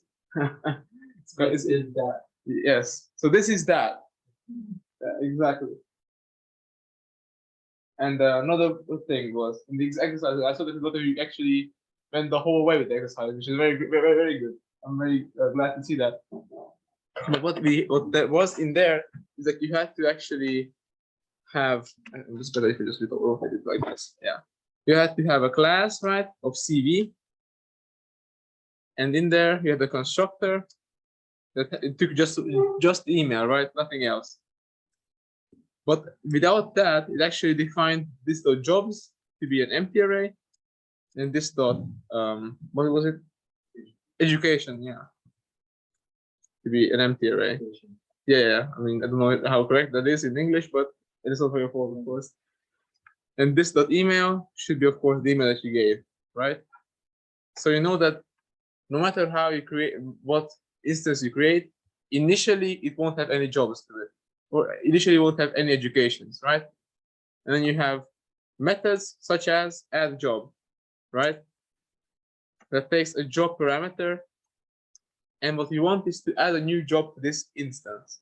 As I said, this instance. So we have to say this.jobs, and we know that it's an array, right? So we can push to it, and we push the new job. That's it.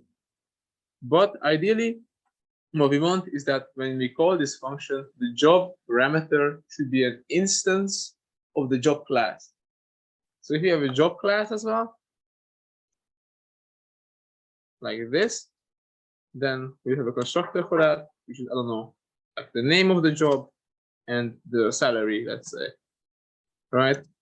And then this dot name is name, and this dot salary, look at the salary, right?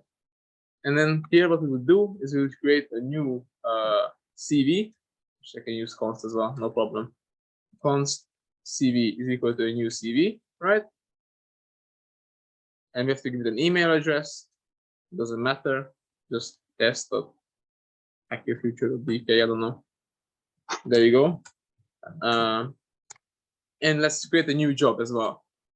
So let's call the const job is equal to a new job.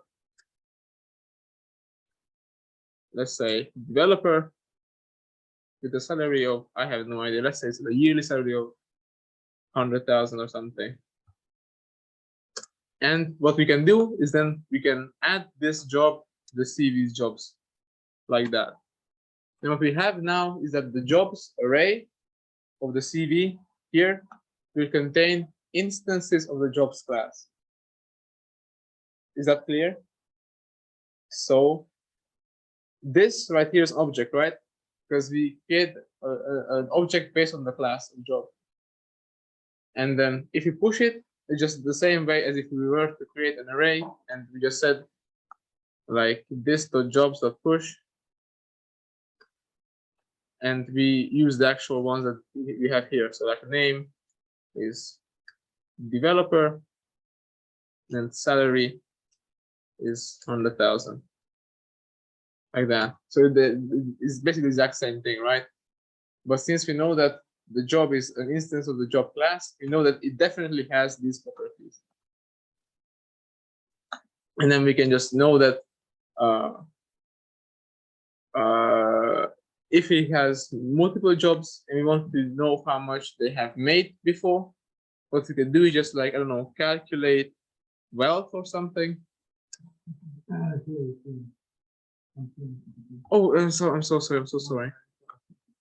Fuck. Yeah, calculate wealth of some object, and what we can do is just we can iterate over all of its jobs, right? Like job of jobs. This is a job, sorry. Like that. And since we know that all of these are jobs, we can just basically take the salary of that job. So we can just calculate like this, like let wealth be 0, and then every single place we add to the wealth the job salary, like that, and then we return the wealth. And let's see if that works. Let's create another job, job 2. It's going to be, I don't know, janitor. Let's say that they make half this, and we add both jobs to the actual CV, and then let's see how much is the actual salary, the wealth of the job, sorry. Yeah, like that.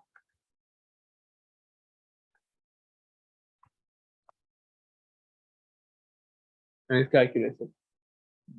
So that's how you would create an array that has instances of a specific class, because then you can know that you can iterate all of them and they all have this property, or they all have a certain method or something like that. Like if you were to have a method that is just not really interesting, just like get salary, which nothing, that it just returns the actual salary, like that. Then here we could just replace it with this, because we know that every single one of these instances will have it. Now if I exit it again, it's the same thing. So yeah, and to explain of what other examples of this would be, that let's say you have a class of a zoo, for instance, and in there we have the constructor, right?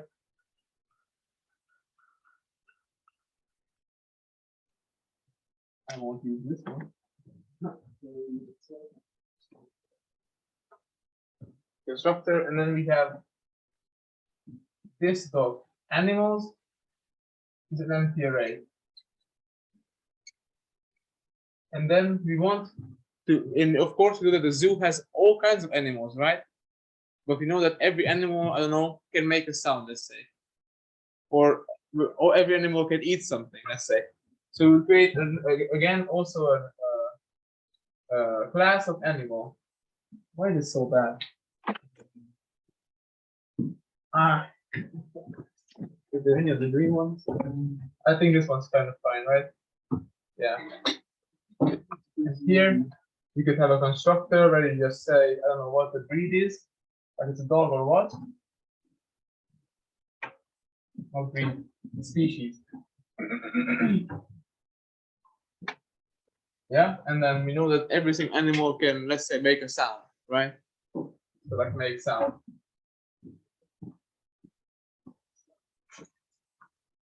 for instance. And then what you would have at the end is you could create an instance of a zoo.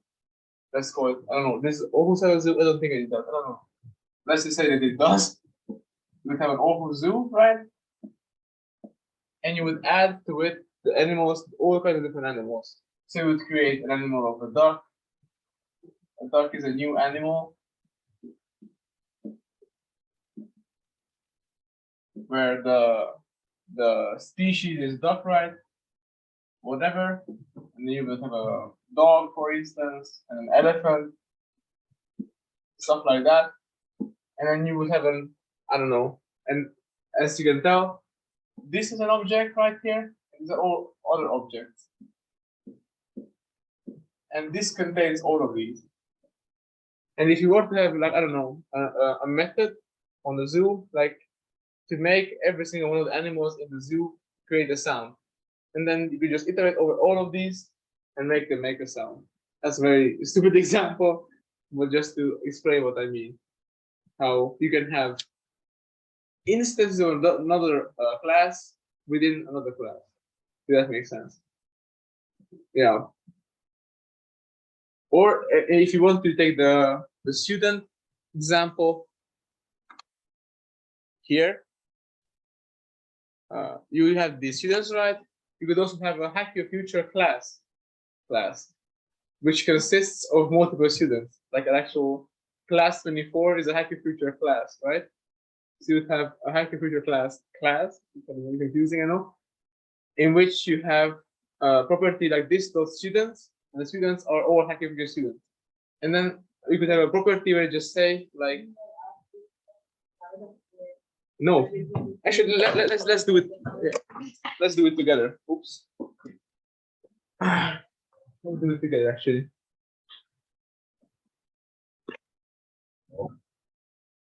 So you would have a completely separate class.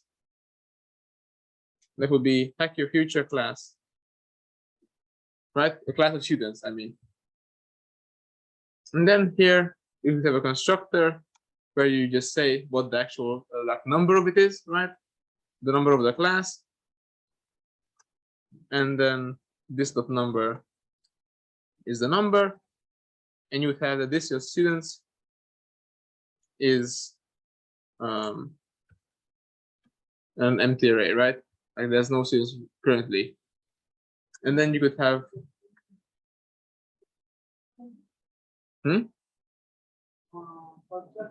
yes, number of students. Oh, yeah, we could also do that. Yeah, sure. Let's just do that. So you actually give the students beforehand. Let's just do that. Either way, because then means that if someone doesn't actually give you students, you just have an empty array instead. Yes, and this is actually a great example. We'll get back to that. And then we would have an add student, for instance, method that takes a student and adds it. Push. And we push the student. Sorry. Like that. And one actual useful method would be to calculate how many overdue homeworks are in the whole class. Because then we know if you have to start reviewing or something, because people are not doing their homework or something like that, right? So it'd be like calculate all overdue homeworks. And then you could just have that for like let sum is equal to 0, and for let student of this dot students, right? And the sum would add to it the student, and we have a method for that, right? Get overdue homeworks, which you can call on every single one of them, like that. Then return this sum. So let's try that. Let's create a new class down here. So let's call it class 24. 24 is equal to a new Hacky Future class, like that. And the name, the number is 24, right? It's class 24. And for the students, we give it an array of Raman, right, and Tom. That's all the students that you should have right now, right? Okay, and now let's see. Like, please calculate for me all the actual overdue homeworks.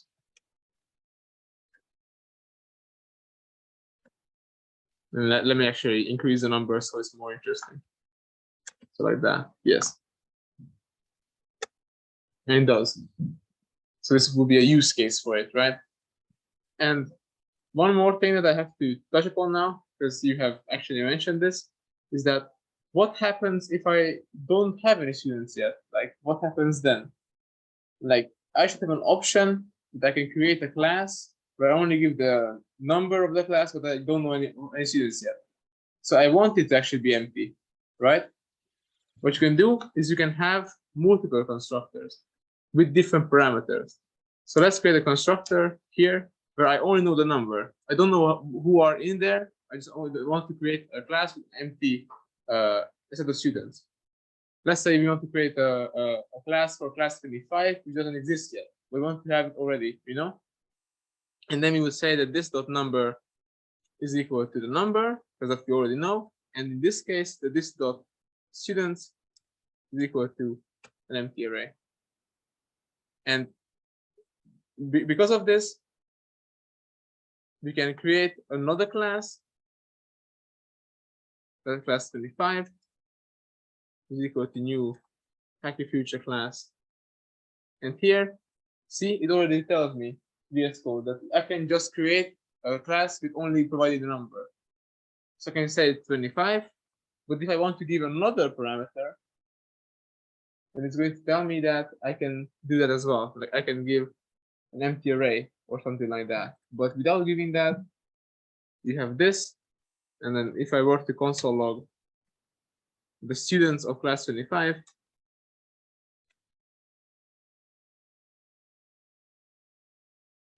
oops.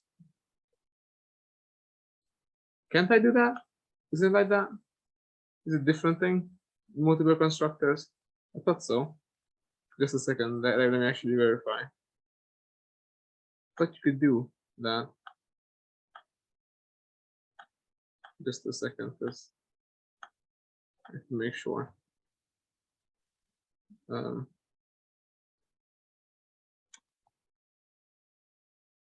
Yeah.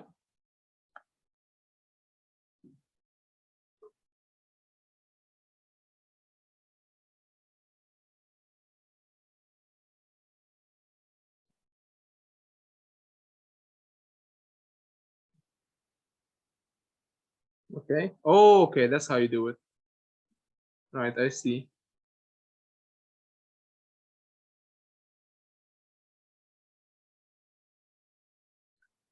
Okay. So what you can do basically is just do this.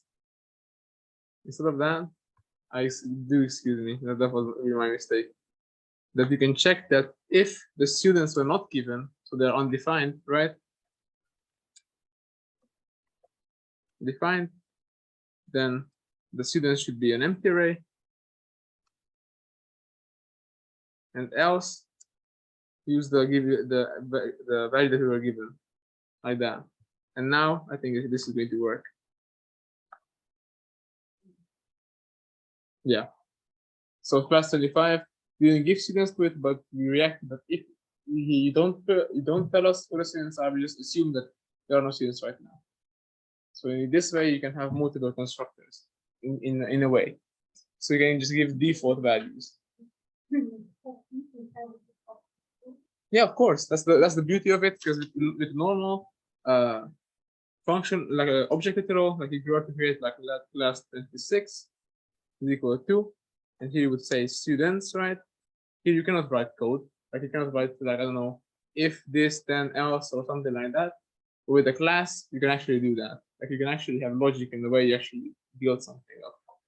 The same way as we did with the adult. Like if the age is over 18, then the adult is true. If not, then it's not. So that's why it's good to use classes, because there you can actually describe what an object should do, what an object can do, and how an object should be created. Yeah. Is this clear? Yes.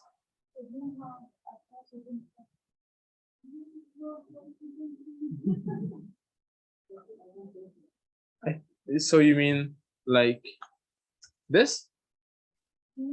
I think you can. Yes. Actually, I'm pretty sure you can. Yes. And what would be a reason for that? It would be that. Let me think of a good example, a scientific example.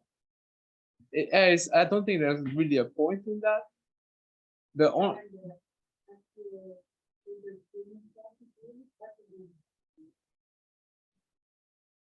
okay, you know what? That's actually a good example.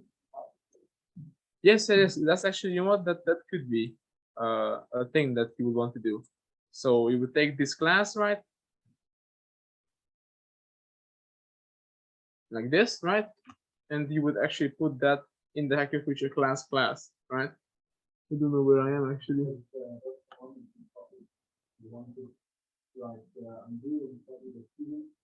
Okay. Oops. Did I take that one out?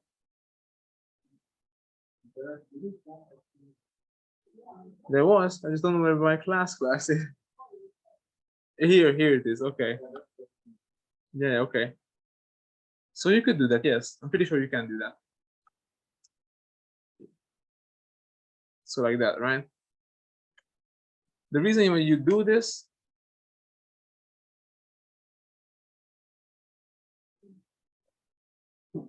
or maybe you cannot. Let me see. Could be. In other languages you can. I actually didn't think of this, but it's a very good, valid question.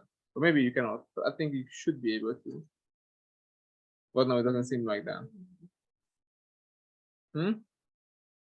Sorry?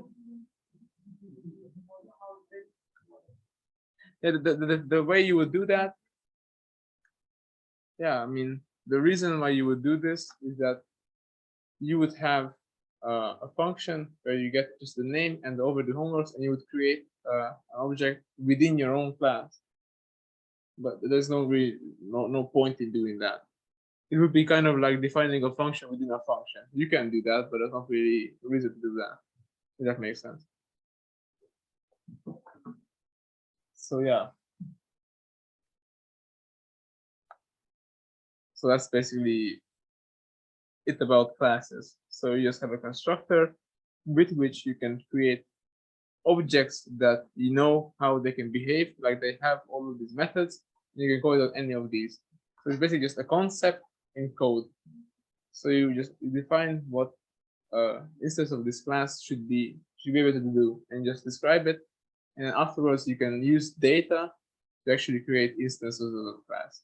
And then it will use that data in order to perform these tasks.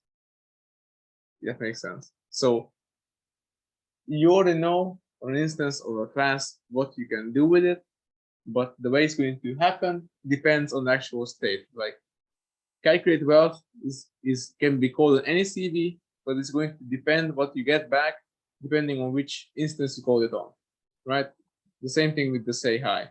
The say hi is here I'm calling the exact same function, but just because this is different, they're going to do a different thing.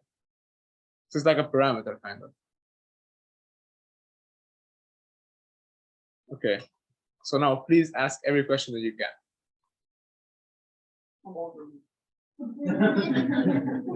Should we make a Hacker Future mentor class and I get an instance? The theory part is not that you don't have questions, like you don't know how to ask it. Okay, so yeah, nice. Can we create like Yes. an empty now to define what we want? Yes, you can very much do that. However, then you would have to define what you do in a default way, right? What you can do here, let's say that you have a class of, I don't know, a dog, right?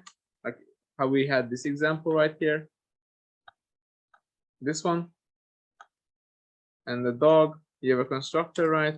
Where you should have a breed, and let's say the age of that dog. And then you would say that this dot breed is the breed, and this dot age is the age, right? When you're asking, can I have an empty constructor, right? So without any parameters. You just need to undefine the breed.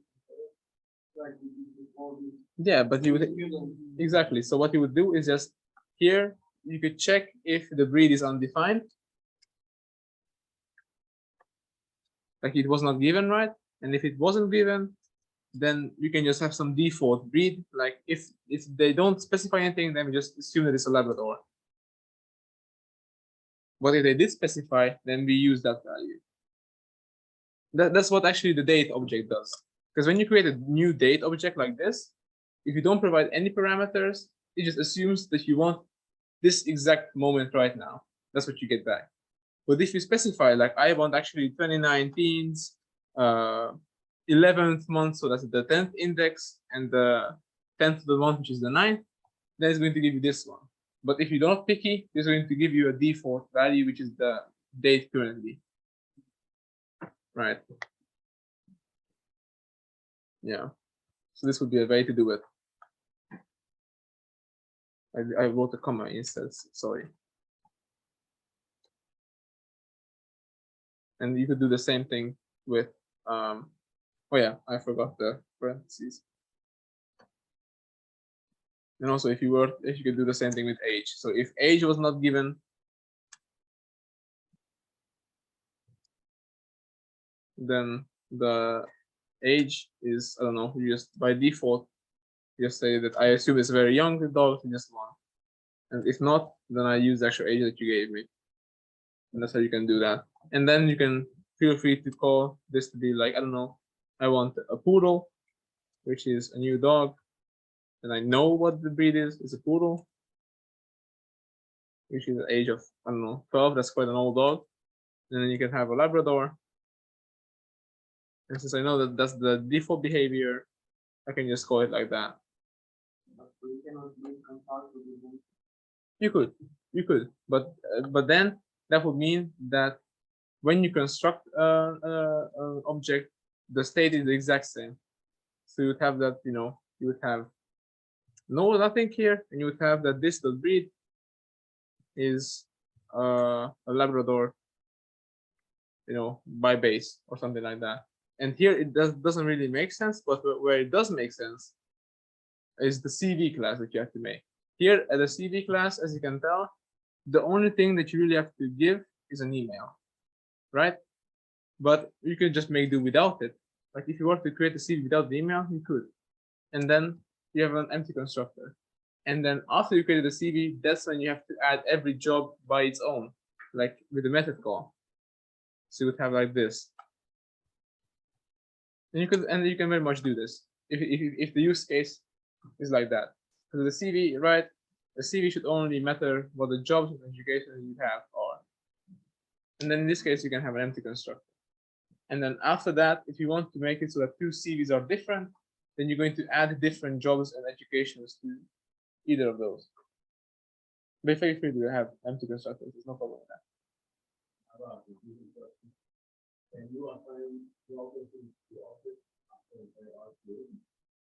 I think so. Yes. Yes, I actually I'm sure. You could have that. You have the CV, right? And you can add next to the email. You could also add like CV.name is equal to, I don't know, Steven, like that. And then if you were to console log the CV, then let's see what happens. Then we know that by base it only has jobs and education, but in this case it should have this name too, and I think it's going to have it. It does have it, as you can tell. It has 2 jobs inside of it, and as you can tell, the jobs array contains 2 job objects, which you want. It has no educations, and its name is Stephen. So you can extend an object, but when you create an object of a class, by default has that, these ones. So you could have more, but it definitely has at least these ones. Like these ones are definitely part of the class. but you can add other properties if you want to. Yes.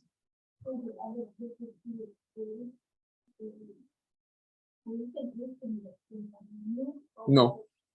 Yes, that's the difference. So it could be that your car can actually drift as well, but that's not going to change what the car is, the concept of the car is. If that makes sense.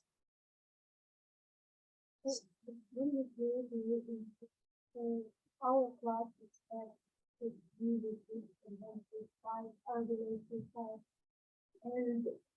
we will do that. Yes. So another thing will be undefined. Yes, those will be undefined.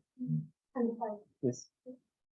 That's why I told Nikita exactly that you could have this, but so if you only give the number one of the students, then the students will be undefined, and then you should perform some default thing. I'm not sure if you guys learned about default parameters. Did you? I don't think so. Yes, they were mentioned. I'm asking, did you ever see something like this where you have that in the header? You have? Then that's great. Then you don't need this check. You can just have this, no problem. And if you have this, then you can call this function with only the number, but then since the students were not given, they will just be replaced by the default value, which is the empty array.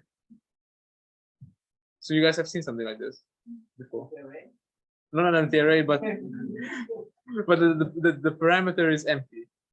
Like, I mean, the parameter has a value right here. You have seen that. Okay, good. And also, if you want to have a completely empty constructor, you could just say that the Hacky Future class, if there's no number added, then we assume that it's the class 1, is the first class. So you do that. And then in this way, if you do this, then you can create 3 different classes, right? Like you could create the class 1, where you say new Hacky Future class, and the completely empty constructor. You can have a class 2, where you actually give the number, that should be class 2. And it could be the class 3, where it's class 3, and I have a new student in there whose name is, I don't know, Alan, and has 1 overdue homework. And if you were to console log these out, you will tell that all of these are just new Hacky Future classes. But we constructed all of them in a different way.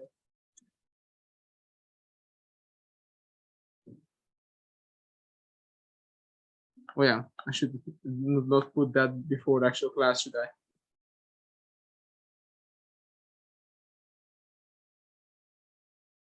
There you go. Okay. Now, as you can tell, we have 3 different Hacky Future classes right here. Not all of them work. You just construct them differently because the constructor in this way can tolerate that you don't specify something. You just have to provide a default value. So if it was not given, then what will be the default behavior? Yeah, and this is exactly what the date object does. When you call new date without any parameters, it will just be like, okay, that means that I should give you the default, the current date right now. But if you specify something else, then we give you a date object with that date. Instead of array, put an also. Yeah, sure. If you wanted to have something like, I don't know, like students, and also you wanted to have, I don't know, like the main mentor or something like that, or like the organizer, who should be a person, right? They can be just an empty object. But otherwise, if you do give me an object, I will use that one instead. So this organizer is equal to organizer, like that.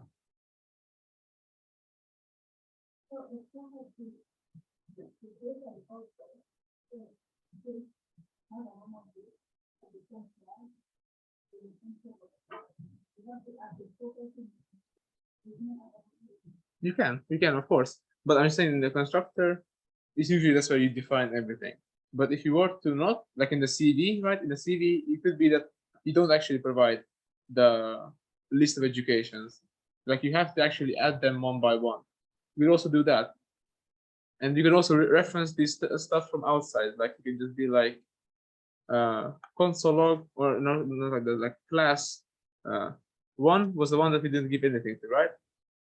But we can just overwrite its number to be 5. And now if I console log it again, the class 1 again, then what you see is that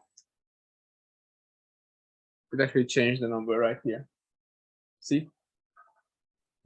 Instead of, yeah, there you go. Instead of this one, now it's this one. Because you can actually override the values inside.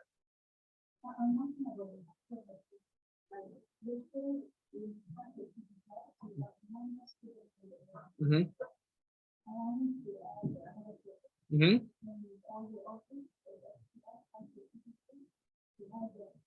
No.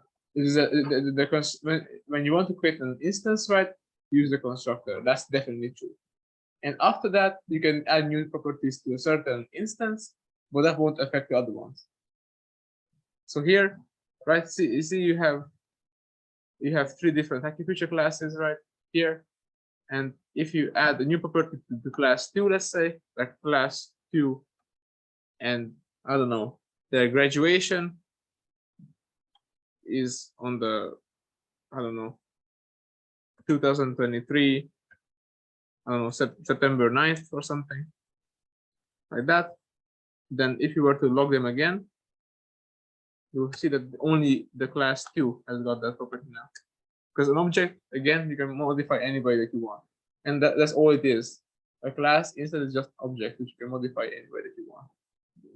You can add, like, you want to add a property to all the anything that class, and it's class, you can add it in the constructor. But if you change the definition of the constructor, like the parameter list, you have to go in every place to define an object of this class and then provide this new value that you added.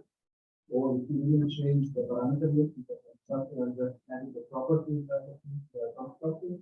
The property is going to be undefined for every instance. Could you make a method for this? Sorry? Could you make a method for this? For example, could you make a method to detect some properties, for example, You can do that. Yeah, you you are can. still gonna have to call the method. If you added the method, you're gonna have to call the method for every instance to also update the value of the property. Yeah.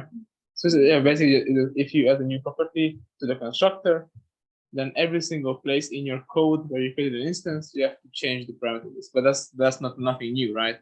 Because probably you guys also done that in your homeworks, that you wrote a function first and it didn't actually work. But then you're like, oh, I need one more parameter, so I add another parameter to the function. But every single place where you call it, you have to add it as well. That's so it. we can use for each, for example, call this method for the Yeah, of course. Sure.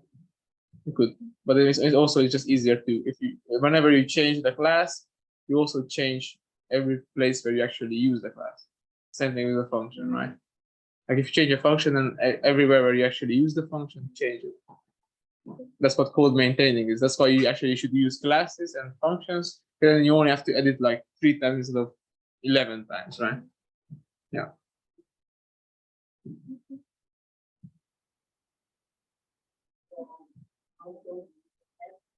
Okay, we can talk about that as well.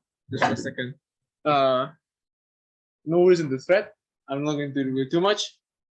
I won't reveal too much because I see you're looking at me like that.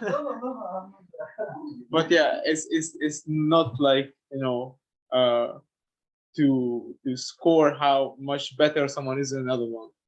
It's just to see.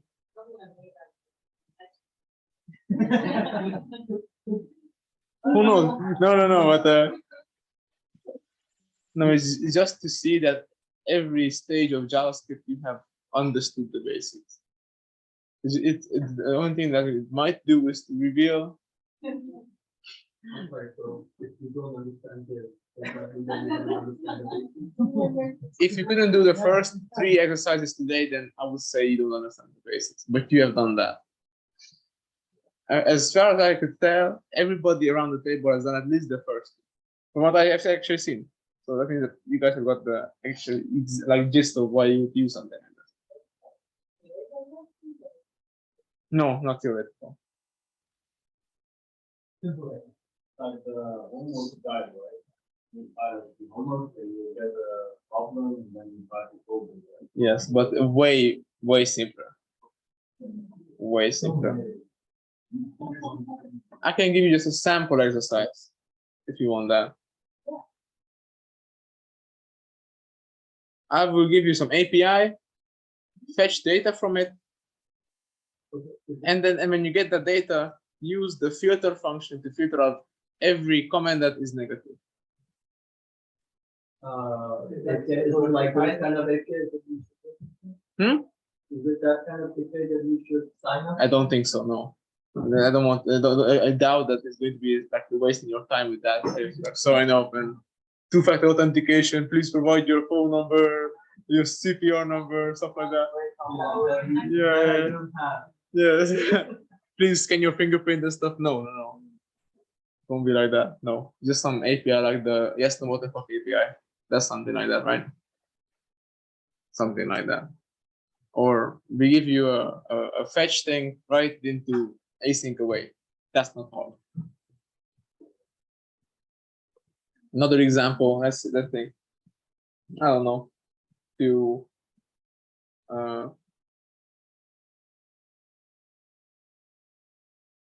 create a promise that is a 50-50% chance of resolves or throws an error. We have done that before. And you can check that. You are free to check your previous exercises and stuff like that.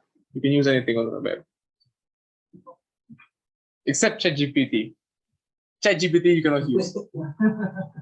That you cannot use. During the exam, I will ask ChatGPT to give me 10 different implementations. If I see any of them, it'll be like, no. No, I'm kidding.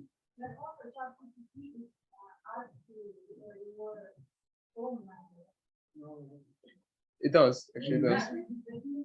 It does. You have an account with ChatGPT without giving your phone number?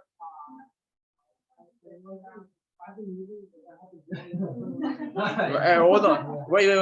You use a Google account to do it. If you use a Google account, then they ask Google for your phone number. I'm pretty sure they just like, do you agree that ChatGPT wants to know about this? And like, yes, please, yes. But the reason for that is that they want actual humans to use it, you know. Like if they don't require that you require the phone number, then you can create as many as you want, and you can just have 10 laptops all asking ChatGPT questions, and some poor university student is trying to learn something and they cannot because the ChatGPT is frozen because everyone is just asking questions. It's also like the counter ChatGPT software exists now, like to figure out if something is generated by ChatGPT. Yeah, it does. Stack Overflow already has that. Stack Overflow doesn't accept any solutions that are generated by ChatGPT. Okay. So people cannot like farm points and stuff like that. Use it. Oh, what? Everybody don't have to maybe inspired by copy paste inspiration code. I mean, everybody does that. That's what it's called. Like, easy, it's there. But it's not to steal code, but it's like you are missing one. It's not always the right answer. So you get the structure of the code, and you should rewrite it and correct it yourself. You never get the full answer. Yeah, it's the same. If you can do that. But that's the same. Get the structure, the basic structure. Yes. Then you add and delete that part that you don't. Yes, the same thing applies. Like if you want to Google on how to replace a bike wheel, there's no YouTube video that is going to replace the exact bike wheel on your exact bike. They just do it on their own, and you'll be like, okay, so how do they apply that to you? Yeah, exactly. But if I find all exercise and replace my variables numbers and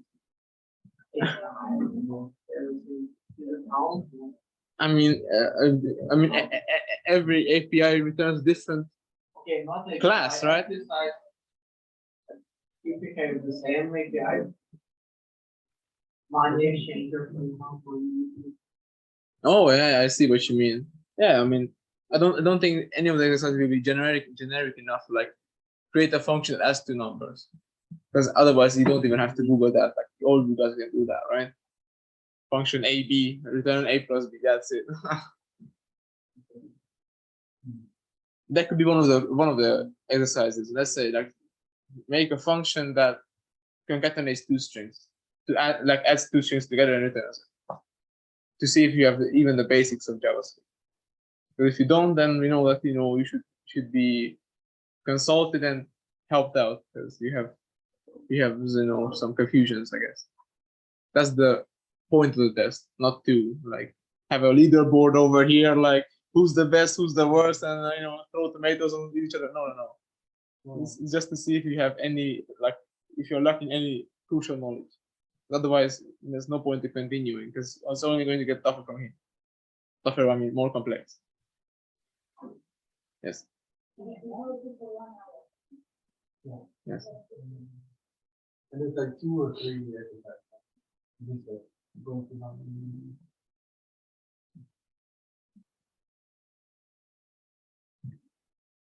You have mental long like usually. no, not during. I won't. No, I'm kidding. But you can do whatever and like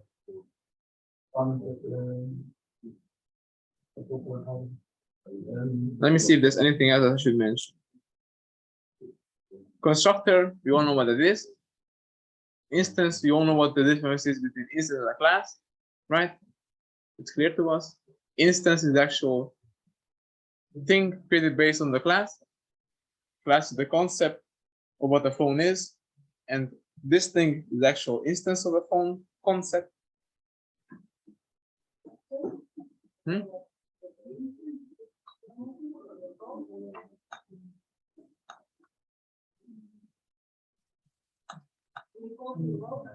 This is the concept, and the thing that's licking your face is the actual instance of the concept. Okay. Yes, or biting you, yeah, or pissing on the floor. Who knows? That's the difference. So dog is what you imagine a dog should be like, and what is right here in front of me is the instance of it. It's unique in its own way, but I know that it is still a dog, right? It might run differently from yours, it might bark differently from yours, but they're both dogs, and they can both bark. Okay.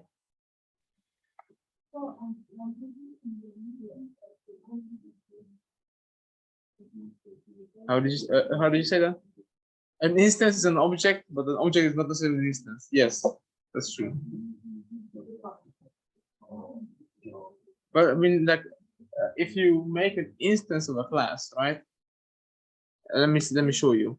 So here, when you create, like, let's say here Tom, right? That's an instance of a student, right? Meaning that Tom itself, if I print out the type, is going to be a type of object, right? Because that's what it is. An instance is an object. Let me comment out everything under it. No, under there, yeah. So everything that is not so object, see?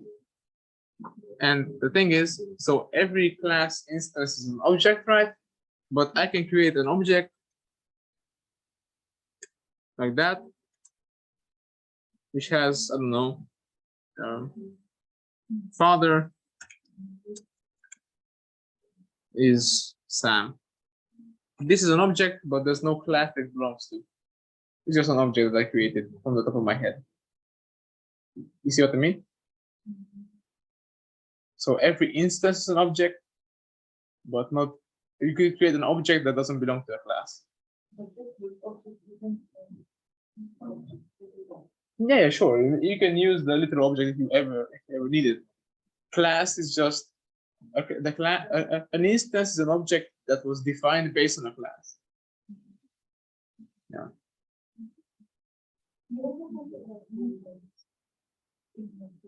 Yes.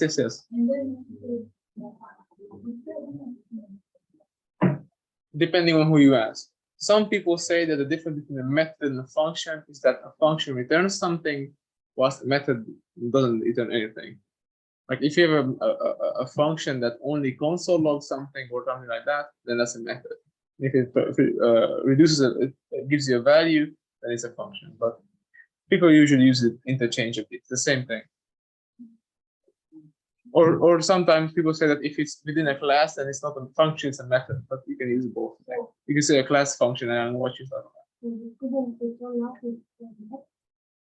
Yes, you can. It's just the term is like that. So like they say that you could call it method or function. They understand both of them. And when people you talk about class, they usually say that it's the method of a class. Like you can say it's the function of the class too. That makes sense. But we understand, right, that we can put methods inside of a class, and then on every instance of that class, you can call that method. We just call the method without. No. So, because otherwise it doesn't have a this, right? You can, but yeah, we still need an instance to call it on. Yeah. Could be that I know, like you just said, you have a dog class, and that every dog can bark. And when you call bark, it doesn't matter what object it is, it's just going to say woof. Console log woof. Like you know that no matter where you call it, it's still going to output the same thing, but you still need a dog to call it on. And then the this, as I said, it refers to an instance of the class. And yeah, and as it says that go into too much detail. I think it says here the don't, right? Just go into too much detail. Do go into too much detail. Say I think that means don't. So yeah. Yeah. And then the bind and apply, I don't think that's important. I love this right here. That's actually true.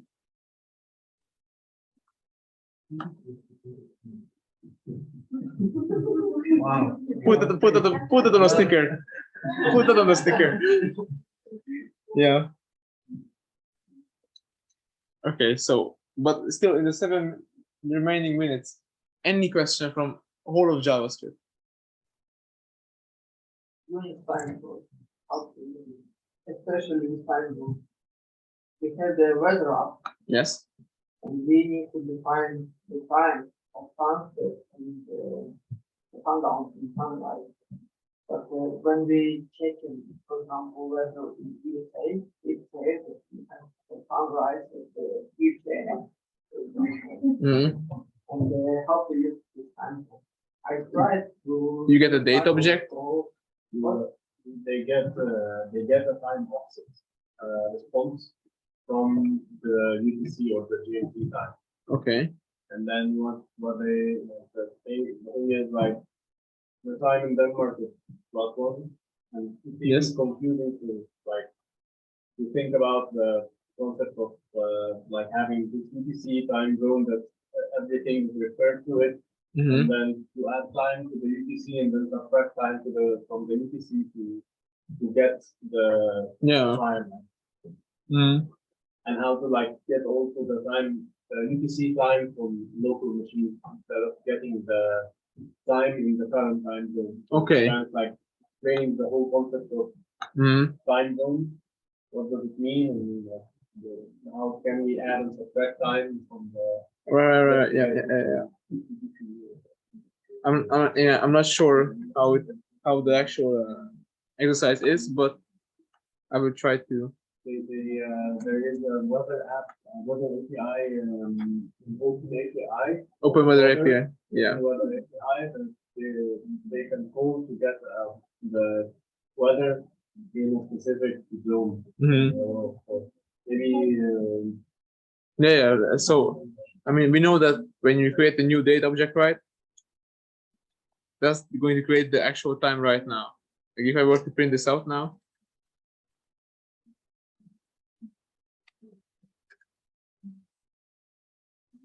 Today's string like that. Then if I execute this, that's right now, right?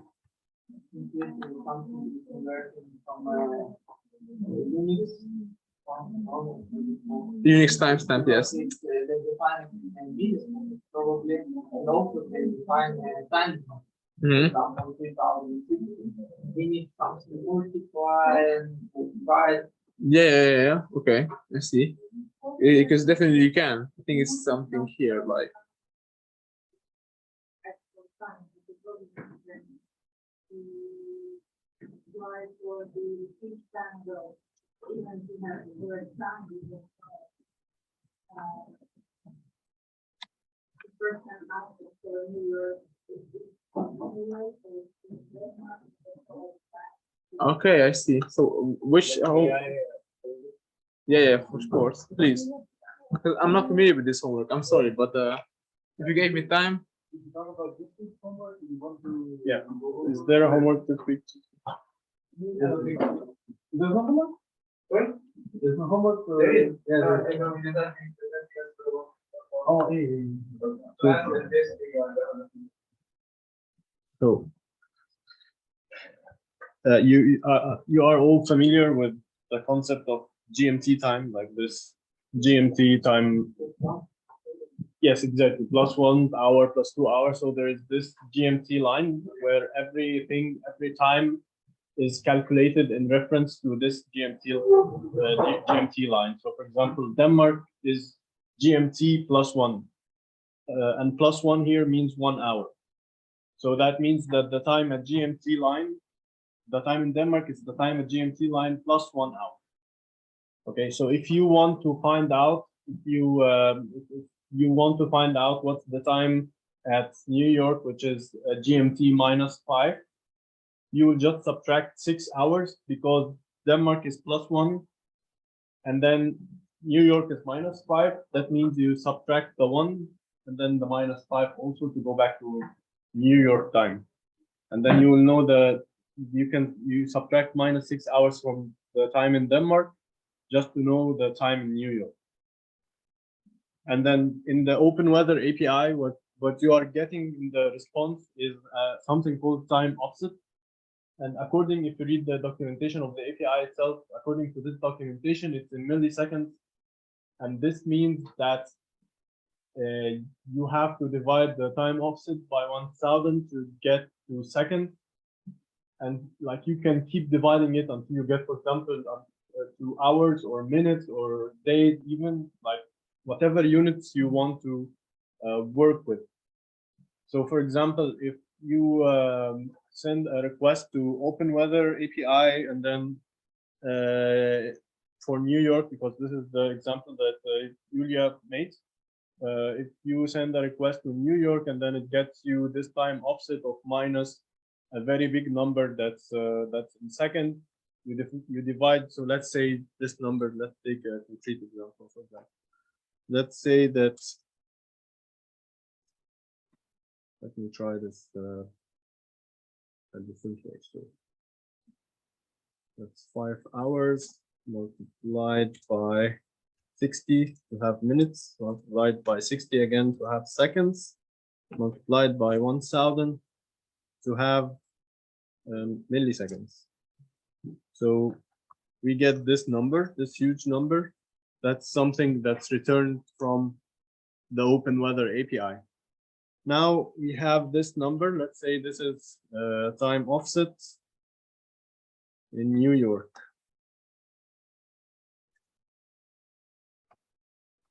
Is minus 5 hours from GMT, and this one is like referenced to GMT. By the way, sometimes in software it's called also UTC, Universal Time Construct, something like that, and they are basically the same time zone.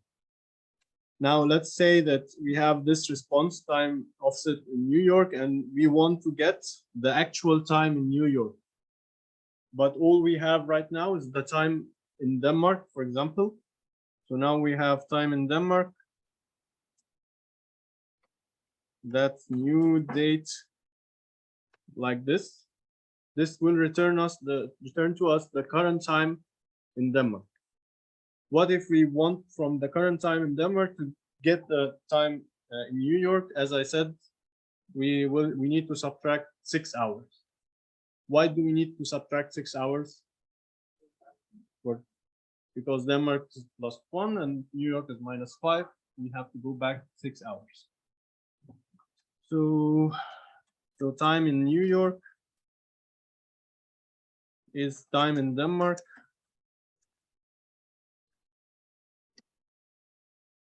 Dot, is there something that subtracts time, or should I just use minus?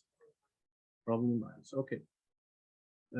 But we also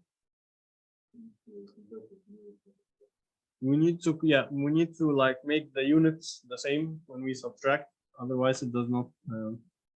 Let's say we have get seconds, right? And then we want this time offset in seconds also.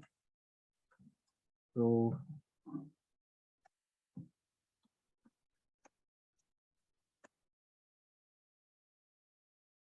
and then we say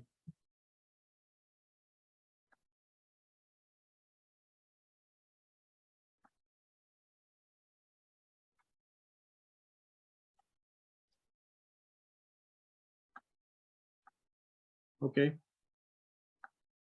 This should give us the seconds in New York. I believe it should give us, but I know that there's something wrong with this, but we are gonna find out what's wrong when we try this. Now I can see that the time zone is and you or your minus 8 now. Yeah. It should be like how should we do this? This actually will add, not subtract. With,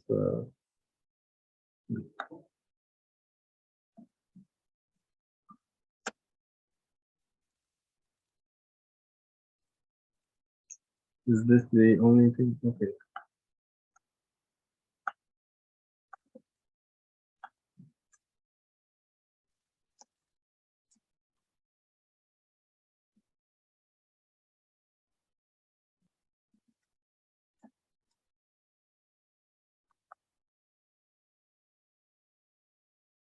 Okay. This brings the second in the hour. Actually, this does not bring the number of seconds. Yeah, from the beginning. But I think yeah. I don't know.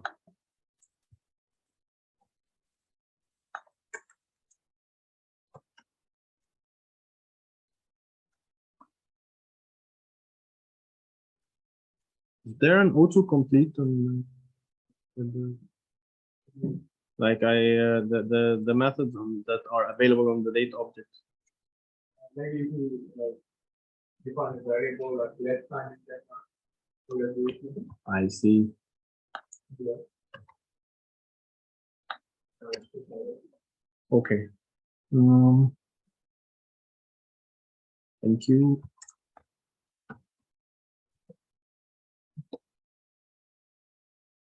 You can like set time direction.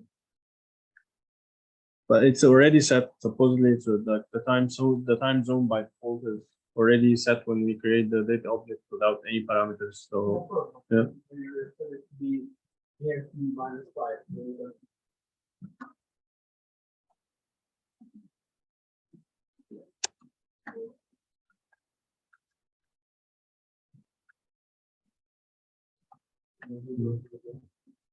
And the thing is, I want to calculate the time in the time zone just from the offset data, not like user, like if there is a predefined method, we can definitely do that, but just to explain the whole idea of getting the time from in a different time zone from the current time zone. Yeah. Because I think this is important in like when you develop website UIs, you might want to print time zones in different areas. By the way, this could also be an example, a concept like this. If you're curious about it, the online study group, like you need to if you're like, this is, yeah, I don't know what it is, really interesting. Yeah. Go to the study group, say to them, hey, I'm working on this, but I need to understand it, help me work through it, and then that'll be.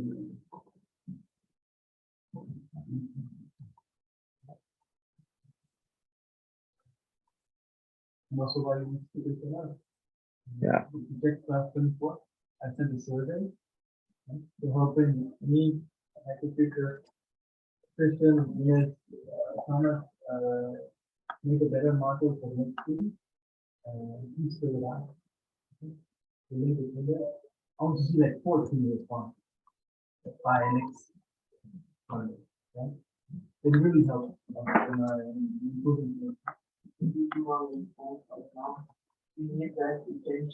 We don't count with three and with one. Because Because we show it much easier than good feedback. Right to do that. Otherwise, no more. No more. Interesting.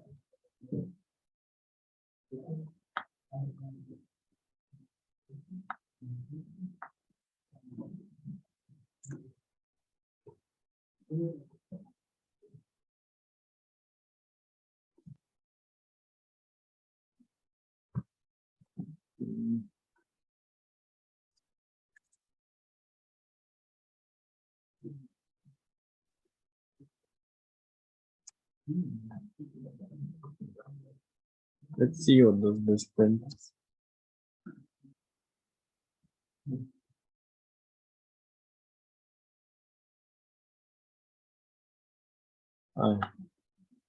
It's probably just gets the UTC.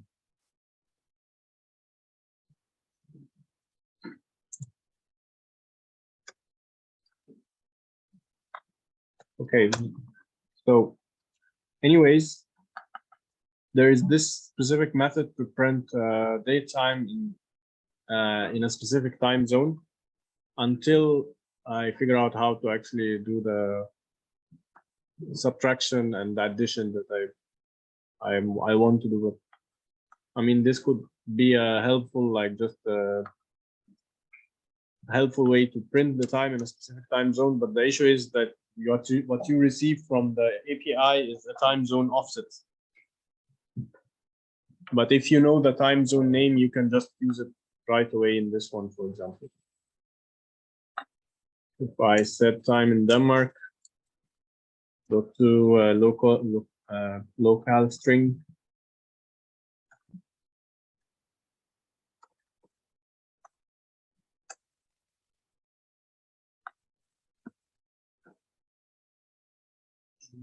That's weird. That's the time in Denmark, literally.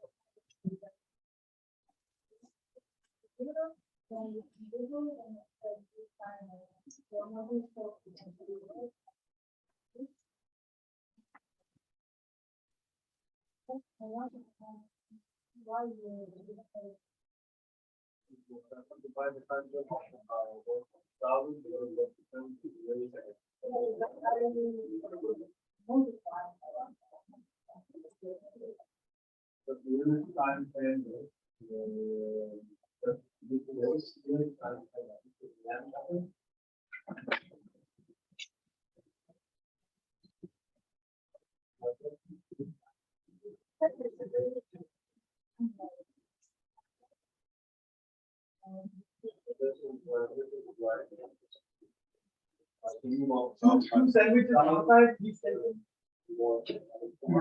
Don't have anything planned for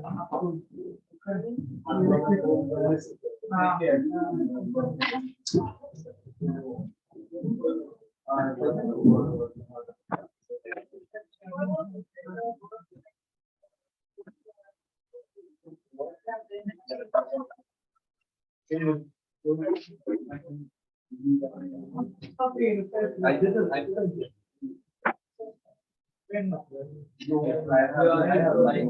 I have like 3 meetings that I have.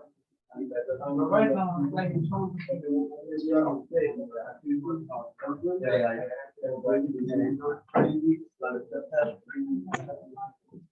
Yeah, that's probably the good.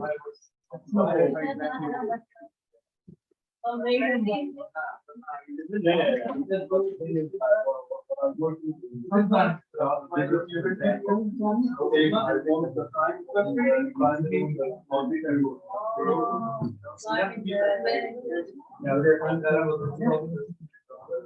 Great.